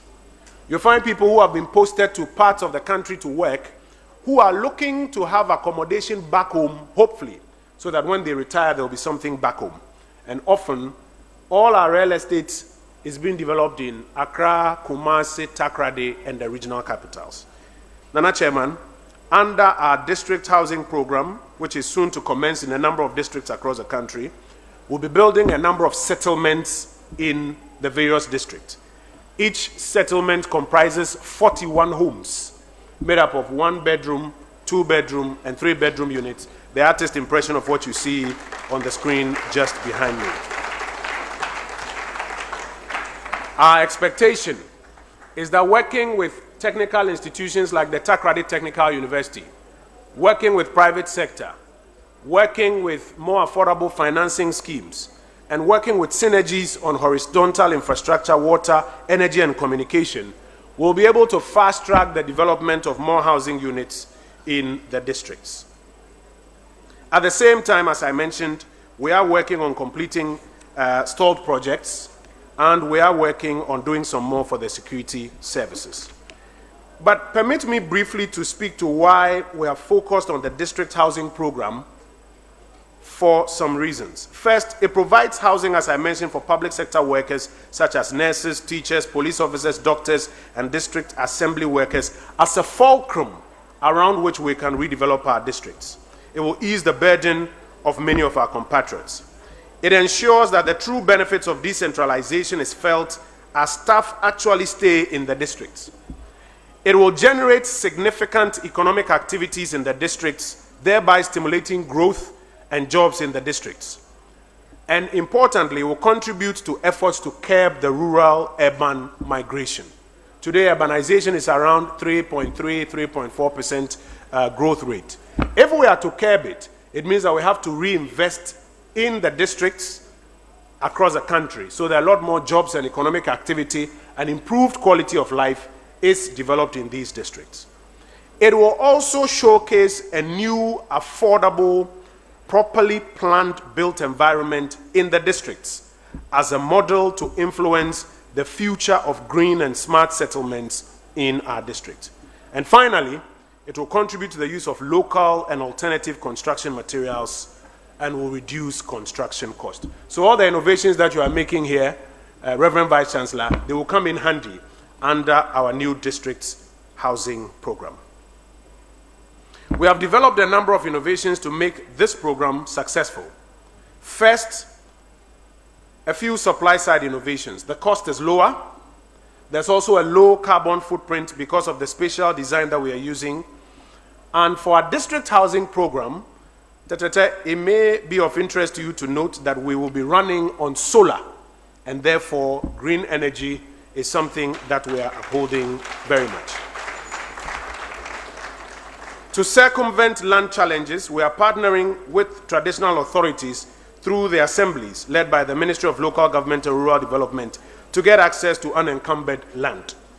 I must commend the chiefs in some of the districts that we are engaging who have already made land available free of charge for the commencement of the district housing program. On the demand side as well, we also have some innovations. Access to credit to purchase or rent any of these properties to be developed in our district housing program is a matter of interest to us. Working with the Association of Bankers, the Ministry of Works and Housing is taking steps to engage the central bank, pension funds, and the judiciary to remove the bottlenecks that inhibit the growth of the mortgage market. And shortly we'll speak some more on the finance-related interventions on other platforms. We as a government are also doing our part to reduce inflation and consequently interest rates. The combined effect of these measures should assist the banks offer CD-based mortgages to more Ghanaians to acquire these properties in the districts. And for those who seek to rent, the government has also rolled out the rental assistance program since 2023 as a social housing program to assist qualifying beneficiaries get access to rental properties. The innovation has so far benefited some 2,074 Ghanaians and is projected to impact more Ghanaians across the country each year. And public servants who want to own and rent out units in their home districts, as I mentioned earlier, will be supported to do so. Now let me briefly speak to financing and efficient execution, and then I'll conclude. The Akufo-Addo administration in 2017 set up by Executive Fiat the National Home Ownership Fund to pilot the stimulation of houses and mortgages. The fund was designed to stimulate both the supply side and the demand side of the housing coin. The success of the pilot is what has led to the about 400 homes in Tema Community 22 that I just spoke about, and the new phase 3 of over 100, about 120 plus homes, construction of which is currently ongoing. But we are clear in our minds that there is room to innovate and broaden the impact of this fund, and that is exactly what we are doing now. And so the innovative approach that we are now mainstreaming at the Ministry of Works and Housing is that the new allocation of the fund is not just to be spent, but is to be leveraged to raise more money from banks, pension funds, development finance institutions, and the Ghana Infrastructure Investment Fund, so that we can do more settlements in the district housing program and touch more districts across the length and breadth of this country. The NHF model has been proven to be successful, and with more resources, it will become a major instrument in giving impetus to district housing across the country. Briefly, let me talk about execution, the final part of our framework. In addition to completing the stalled projects that I've mentioned, the new PPP approach should significantly reduce the risk of future stalled projects. This is because the private sector will be the engine of the new paradigm. And as I mentioned earlier, if it is not government that is building, but it's the private sector that is building, and it's only being supported by government, then the risk to all of these, or the risk of all of these stalled projects, is significantly mitigated. Additionally, by establishing the Housing Authority, project execution will now shift from political actors into the hands of the technical class, and it will further reduce the risk of stalled projects. So we want the story of abandoned housing projects to be a thing of the past. And that is why through this paradigm, we believe that projects will be able to continue. As I conclude, Nana Chairman, for all of these innovations, the bulk of which is our district housing program, the bulk of which is the new paradigm of the PPP framework, there are risks. And we believe that those risks must be identified and mitigated. First, we need the buy-in of all stakeholders, the ministry, agencies, the majority and the minority in parliament, private developers, financial institutions must all buy in to this paradigm. Because if they don't, then continuing it in the future will be difficult. And that is why we are already working with Parliament. We've had the opportunity to brief Parliament on it. We have had the opportunity to sound Cabinet on it. We have engaged over 28 different private sector groups on it. And we are continuously engaging to get buy-in so that all of us rally around the new paradigm of tackling the housing opportunity for the future. Second, the Ghanaian is used to brick and mortar. The Ghanaian has acquired a taste for brick and mortar. So when you introduce alternative building materials, there's a tendency to find a lot of people who can afford it and who it will serve well, saying, oh, I don't prefer this, I still prefer brick and mortar, which is still way above our average income class. And so it is important to do a lot of education and marketing to ensure acceptance of the local building materials for the everyday Ghanaian. In places like South Africa, the hydrofoam building technology is one of the most common, despite their comparatively higher income level than we have here. But you know, Nana, that we have very high taste as a people.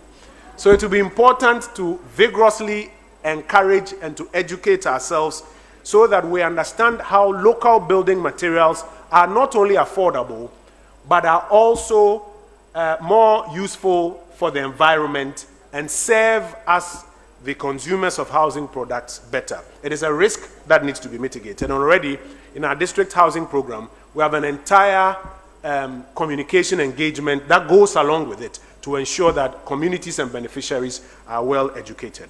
Number three, like what is done in other jurisdictions, in the future, we have to consider a regular source of financing into the National Home Ownership Fund to make it easier to attract the complementary funding from other sources, as I'm talking about. Currently, the funding is based on the discretion of the Treasury. But if we are able to, as a country, agree that if we are going to do more housing programs in the district, where about half of our population is, using affordable building materials, it is important to have a regular flow of funds into the fund. The fund will become more robust, the fund will become more predictable, and it will be easier for the complementary funds to come in, and the multiplier effect will enable us to deal with the 200 plus non-urban or peri-urban districts and develop more housing projects. What it will do is that it will create more jobs in the districts, more economic growth in the districts, more development in the districts. Finally, our land tenure system is also a risk. The real estate developers will tell you that sometimes you have to buy the same land from 4 different developers, and you have to spend time and money fighting off land guards before you can get access to develop real estate for the public. And that's why in our PPP framework, into which we have included some incentives, one of the incentives is that we want to make land available to developers who are going to develop in our new PPP framework. As I mentioned, I'm happy to note that traditional leaders are eager enough to make land available for our district housing program. That will help further to reduce the cost and to develop the units and to help our own communities. In conclusion, Nana Chairman, the district housing program is critical for a number of reasons. It will help to bring Ghana's housing market into equilibrium within the next 15 years, but not in a lopsided approach that is just focusing on the urban and peri-urban districts. It will help in fighting the rural-urban migration. It will help in creating a lot more jobs in the districts. At the Tesano police quarters that we built recently, I was impressed to find out that for that project alone, 500 Ghanaians for 30 months were employed and were earning incomes and were adding to their own quality of life in that period. Can you imagine what we can do if in 261 districts across the country we are building? Millions of Ghanaians will get jobs and incomes and improve their own quality of life in these parts of the country. And that is why we believe in this district housing program. It will also help to redevelop our districts across the country. And because of the green component, it will help to better attend to the environment.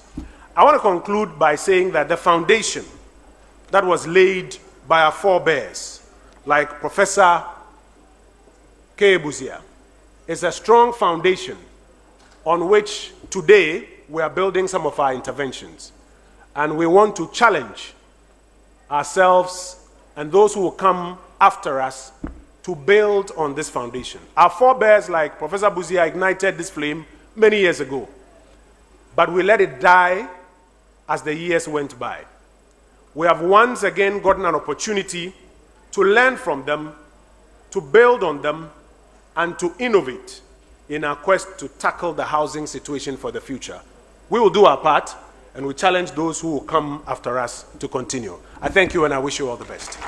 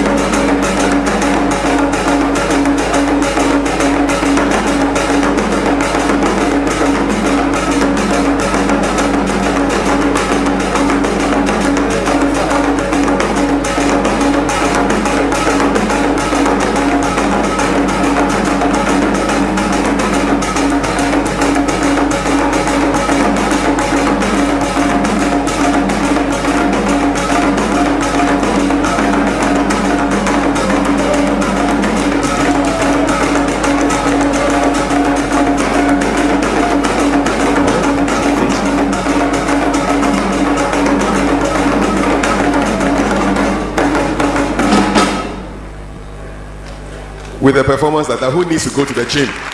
Powerful. I want to bring back our keynote speaker, the Honorable Minister for Works and Housing, Honorable Kojo Opon Nkrumah, for a brief chat and a couple of questions from you. Thank you. Let's welcome him. Yeah, thank you. So this will be very brief. Minister, what excites you about this new challenge as Works and Housing Minister?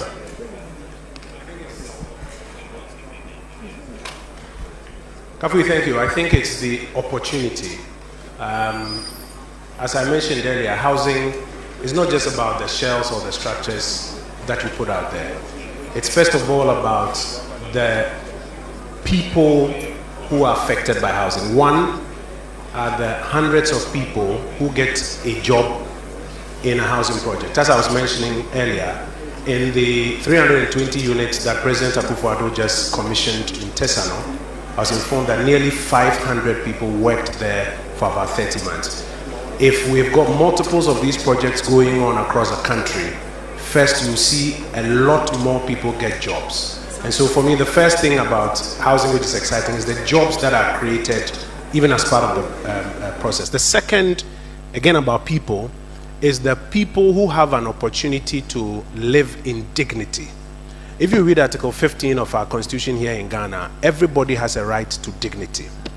And if you have a place to lay your head that is decent and is affordable, it gives you a certain sense of dignity.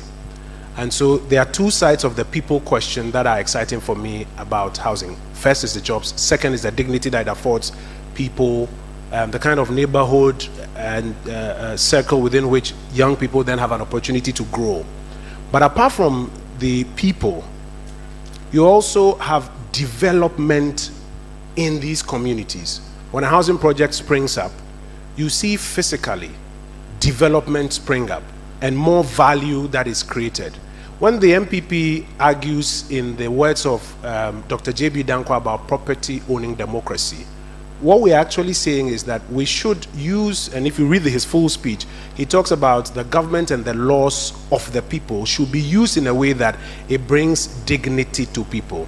What property owning democracy does is that it helps the many, not the few, to find themselves in a position where they can have economic opportunity and where they can also acquire some wealth and some property and get up on the ladder. So it's about people, jobs, dignity.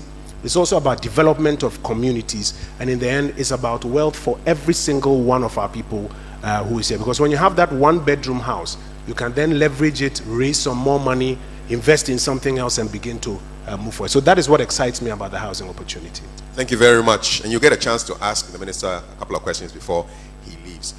We know that when the president appoints a minister to a portfolio, the number one job is to solve problems.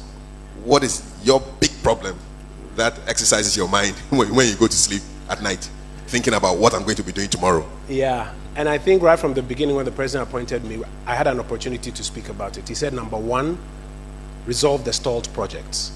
And so for Saglemi, which needed about $100 million to finish, we're in the process of resolving it. We are hopeful that by the middle of September, we'll get contractors back on site to finish Saglemi and put it to use for the people of Ghana, because it is Ghana money that has gone into Saglemi.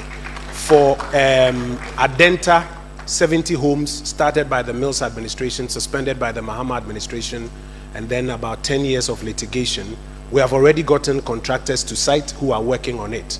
For President Kufuor's affordable housing program in Koforidua, State Housing is almost finishing with the procurement process so that a contractor will go back on site. So number one is finishing the stalled projects like the president mentioned. And what for me is exciting is that we have found an innovative way, but not asking for taxpayers' money, raising money from the private sector to finish these stalled projects.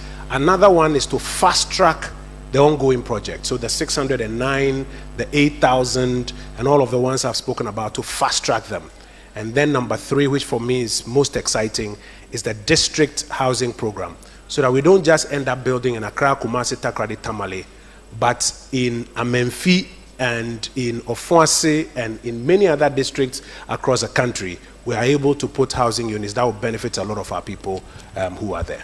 You extracted the question from my brain, because I was going to ask, what will somebody in the rural areas be excited about with your tenure as Works and Housing Minister. So the rural development, definitely a big district housing. Key. Yes, district housing. And it is a big deal for the various reasons for which I have mentioned. And to make it happen faster, that's why we're adopting a PPP approach so that we support the private sector.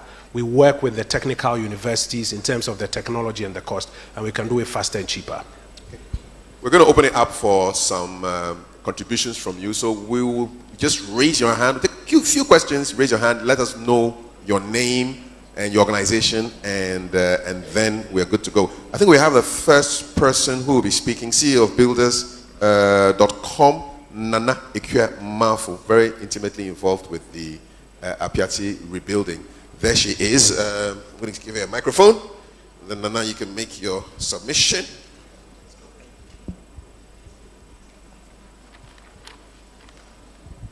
Honorable Minister Kojo Ponkroma, I must say your presentation, it's amazing. It's very hopeful for the private sector. And we are more than happy to see some of the new reforms you are bringing on board, like the district housing program.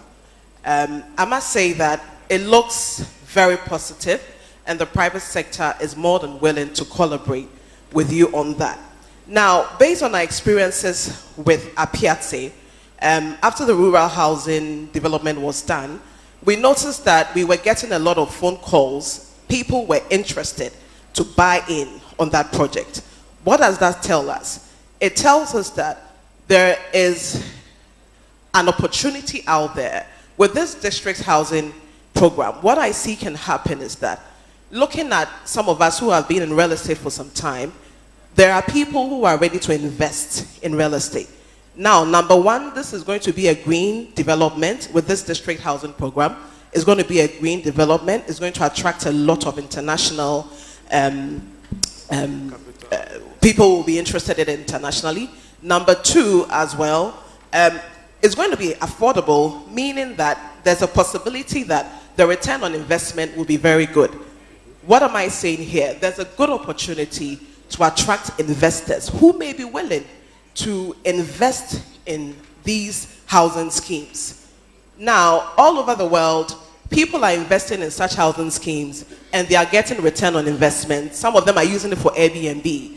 Don't forget that some of these districts are housing some of our great retreat centers, great tourism centers, and people come in all the time looking for a place to be. Another way it can happen is all these public sector workers are looking for places to rent. So there is a good opportunity for people to invest in these district housing programs so that they can make a return on investment. So, Honorable, I must say that this is an amazing project, and I know that everyone is eager to come on board. Thank you so much for this invitation. Thank you so much. And let me commend you for the brilliant work that you did in Apiatse. I'm hopeful that we'll see a bit of it before we take leave here today. But using the local compressed earth technology so that the cost is lower, but the finishing is still spectacular, we can do a lot more in many more districts across the country. So thank you. Thank you very much, Honorable, and thank you for the presentation. We all love it. My question is your name and organization, please. Oh, my name is Professor Kwabena Safu Kantanka, the Dean of the Faculty of Arts, University of Cape Coast. Okay. My question is the issue of political security. We are going to start this program.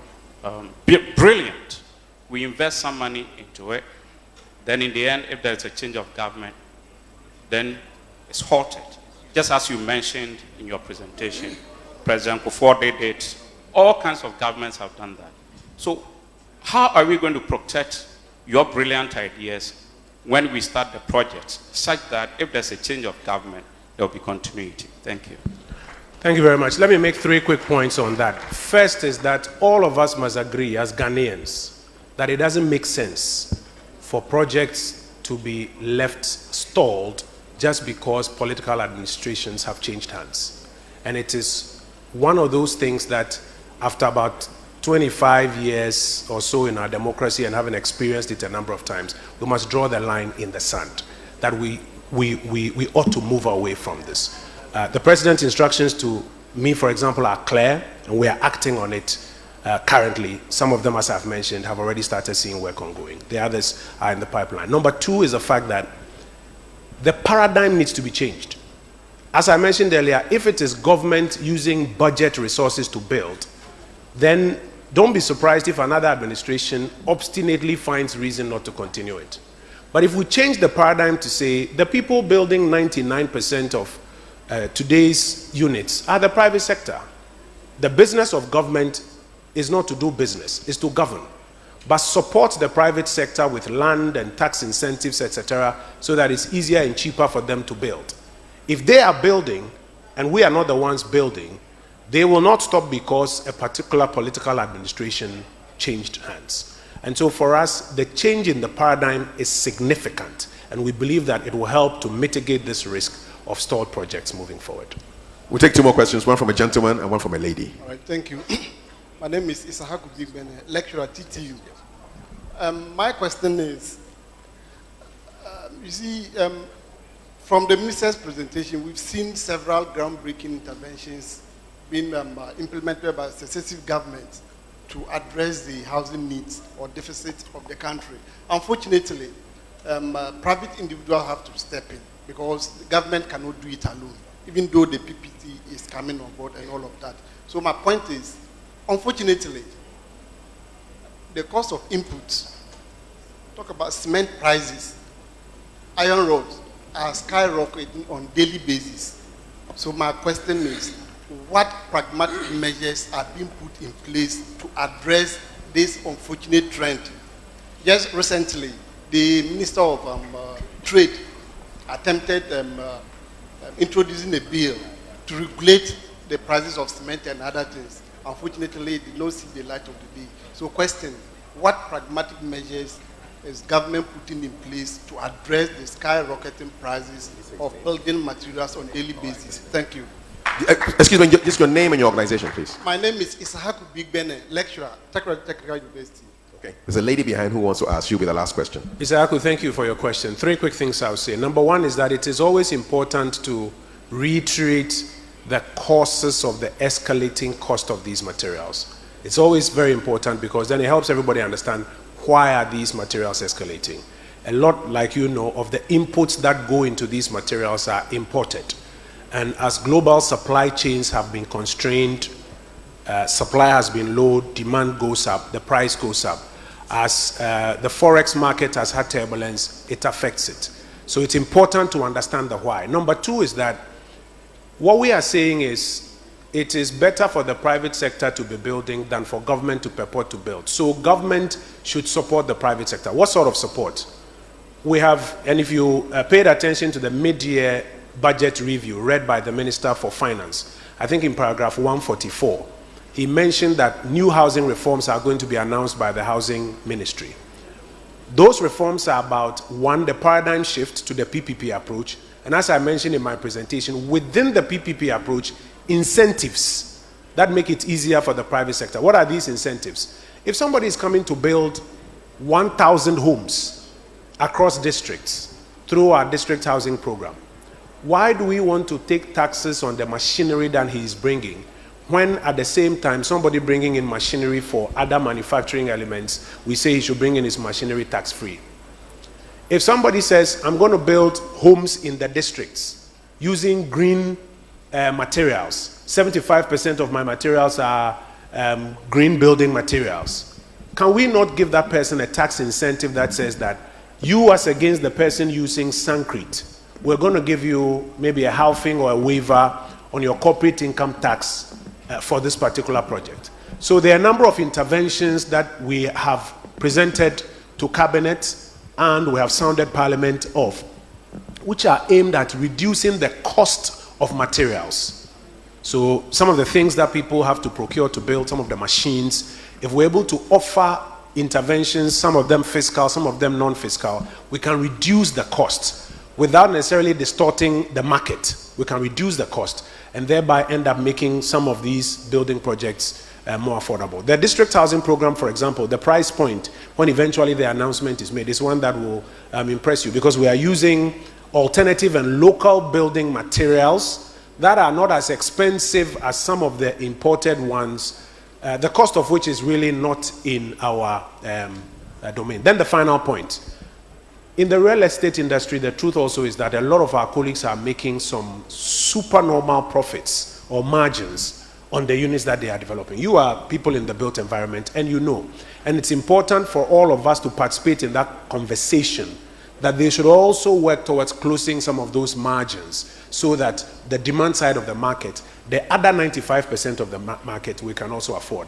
That is the spirit of what the trade minister is trying to achieve, asking that the margins be closed where profiteering or undue profiteering is being suspected. But in the midst of these interventions, we're hoping to bring the costs down. Thank you. That's the last question coming up. I know I'm not going to be your friend, but MC. Thank you very much for this opportunity. I am Nene Yeboah from Minerals Commission Ghana, the Inspectorate Division. My question is, given the pressing need for sustainable rural development in Ghana, what innovative housing solutions and strategies is your ministry implementing or planning to adopt to improve the living condition and infrastructure in rural areas? And how do these initiatives address the unique challenges faced by these people in the communities, except from the PPP approach? Thank you very much. Thank you very much. Why a question for you? It's a session B A-level question. I'm telling you, 40 marks. Start now. One of the ways it helps to address it is by reducing the cost. And that's why we are making the emphasis, drawing inspiration from Professor Busia's template, that when you are using local building materials, like the compressed earth technology, and you are not necessarily using the Sancrete technology, when you are using, like what we did in Apiatse, the cost comes down. That's one. Two, the financing.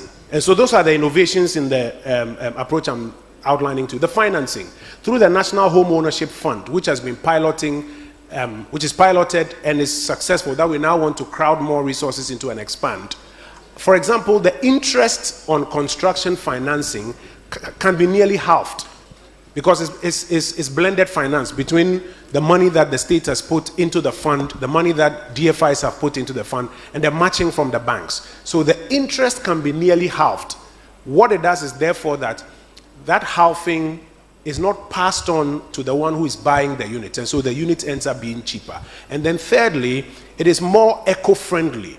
The carbon footprint of these new designs for district housing is lower than in the Sancrete area. In fact, we are applying for EDGE certification at the IFC, which is evidence that it's been assessed and has a lower carbon footprint. So it also serves better value to the environment. So these are the benefits that this innovation brings to bear on what we are doing. I thank you. Bringing us to the end of this fireside chat, let's put our hands together for the keynote speaker. And for more information, go to the Works and Housing Ministry's website and their Facebook. There's a lot of information out there. There's a student. Okay, I'll make this one just for the students because they haven't asked a question. So this is for the student. Can we take a microphone? We make the rules, but we can bend it for the students. They are here. And they are more than us anyway. Students, aren't you more than us? Yes, you are. They sound hungry, though. There was a lady, there was a student. Are you a student, sir? Please give it to the student. I'm also a student, please. All right, briefly. Okay, please. One there. Please, I'm Charles Mensah from the Civil Department, Takoradi Technical University. And please, over the days, you know, our government have been putting much initiative into this project. But it seems more has been centered in the Greater Accra region. So right now that you are coming to, let's say, you are coming to establish this district project, are you going to also start that one in Greater Accra, or are you going to distribute to all other districts so that we can also benefit? Thank you. All right, you want to move away from Accra. There's a lady at the back. Let's give her the microphone. Let her, just pass the microphone on to her. Pass it on. It will get to her. Pass it on. Pass it on. It will get to her quickly. Thank you. Yes. There you go. Your name and your school, your question. My name is Eunice Kwashi, and I'm the academic head girl of Archbishop Potter Girls Secondary School. Please, I would like to commend this initiative because I believe that housing in the rural areas is very good for the development in those areas. But I would want to know if there's a possibility of passing a bill in Parliament to ensure the continuity of this project with regards to the government when there's a change in. Thank you. Thank you. So continuity and then taking focus away from Greater Accra. Yeah, so very quickly on that one, we are not starting with the urban or peri-urban districts.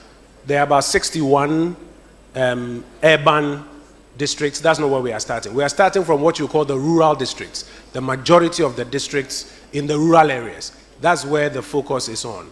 The urban and peri-urban districts, they are already having the affordable housing program. So that one caters for them. But the district housing program we are starting deals with the rural districts. Now, on the question of locking in some sustainability, perhaps even by law, two things. A is the fact that through even the paradigm that we are using, the PPP module, we have mitigated the risk of abandonment by successive administrations. But secondly, the biggest instrument that you need is funding regularly into the National Home Ownership Fund so that it can support the private sector to do it on a regular basis, year in, year out. In some countries, they have what they call a housing levy. In some of the countries, like 1.5 shillings or so for all salaried workers paid into the housing fund, and then that fund is what is continuously financing these projects in the district. So it's not about administration A or administration B. So the law that they have passed is a law that says that, yes, we want this done, but yes, this is how it's going to be funded, and there's continuity. That is why I make the point that as we move forward, we should consider and examine whether or not we want to go that way. Final point. Even if you passed a law that said that successive governments should continue, that law will not be superior to the Constitution, which already has provisions that encourage successive governments to continue. The problem has been the political will to continue. And that is why I'm saying to you that President Akufo-Addo, for example, has been clear that the habit of abandoning some of these projects should cease. So President Kufuor's projects that were abandoned, we have already finished Asokore Mampong, and we are now going to finish Akwadum in Koforidua. President Mills's project that was suspended in 2013 during the Mahama administration and was litigated for about 10 years, we've got contractors on site that we are constructing. And Saglemi, which we inherited with a financial shortfall of about $100 million, we are in the process of finding the money and the developers to get back. So we are demonstrating commitment to it. That's the political will that you need to ensure that we don't have stalled projects anymore. Let's appreciate our keynote speaker for his contributions. And before he takes his seat, he has a very important task to perform. Yes, I have the singular honor of showcasing and announcing to you this book, The Relevance of the Vision and Ideas of Kofi Abrifa Busia. It's a compilation of presentations by all of those who have had the privilege of speaking at the Busia Memorial Lectures. President Kufuor, President Akufo-Addo, Osei Mensah, many other speakers. And you'll find all of those speeches in this publication. There are copies downstairs that you can pick up. There are copies at the Busia Institute in Accra and online that you can purchase. And on behalf of the Institute, I declare this book formally launched. Thank you. Thank you so much, Minister. Thanks. It's a real pleasure. Please watch the video while we sort out this event. We have a video I want to show you. The chairs will leave the stage very soon, I know. Yeah, so check this out.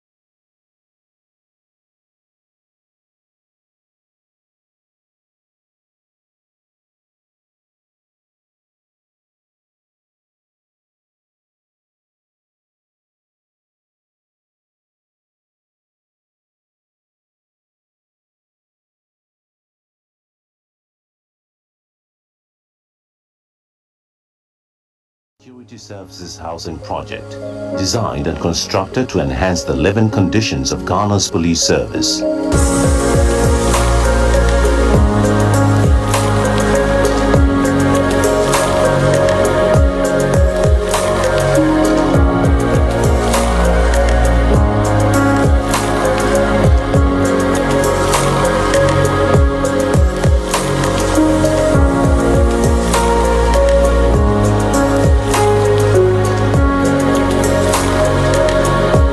under the visionary leadership of His Excellency Nana Addo Dankwa Akufo-Addo, President of the Republic. This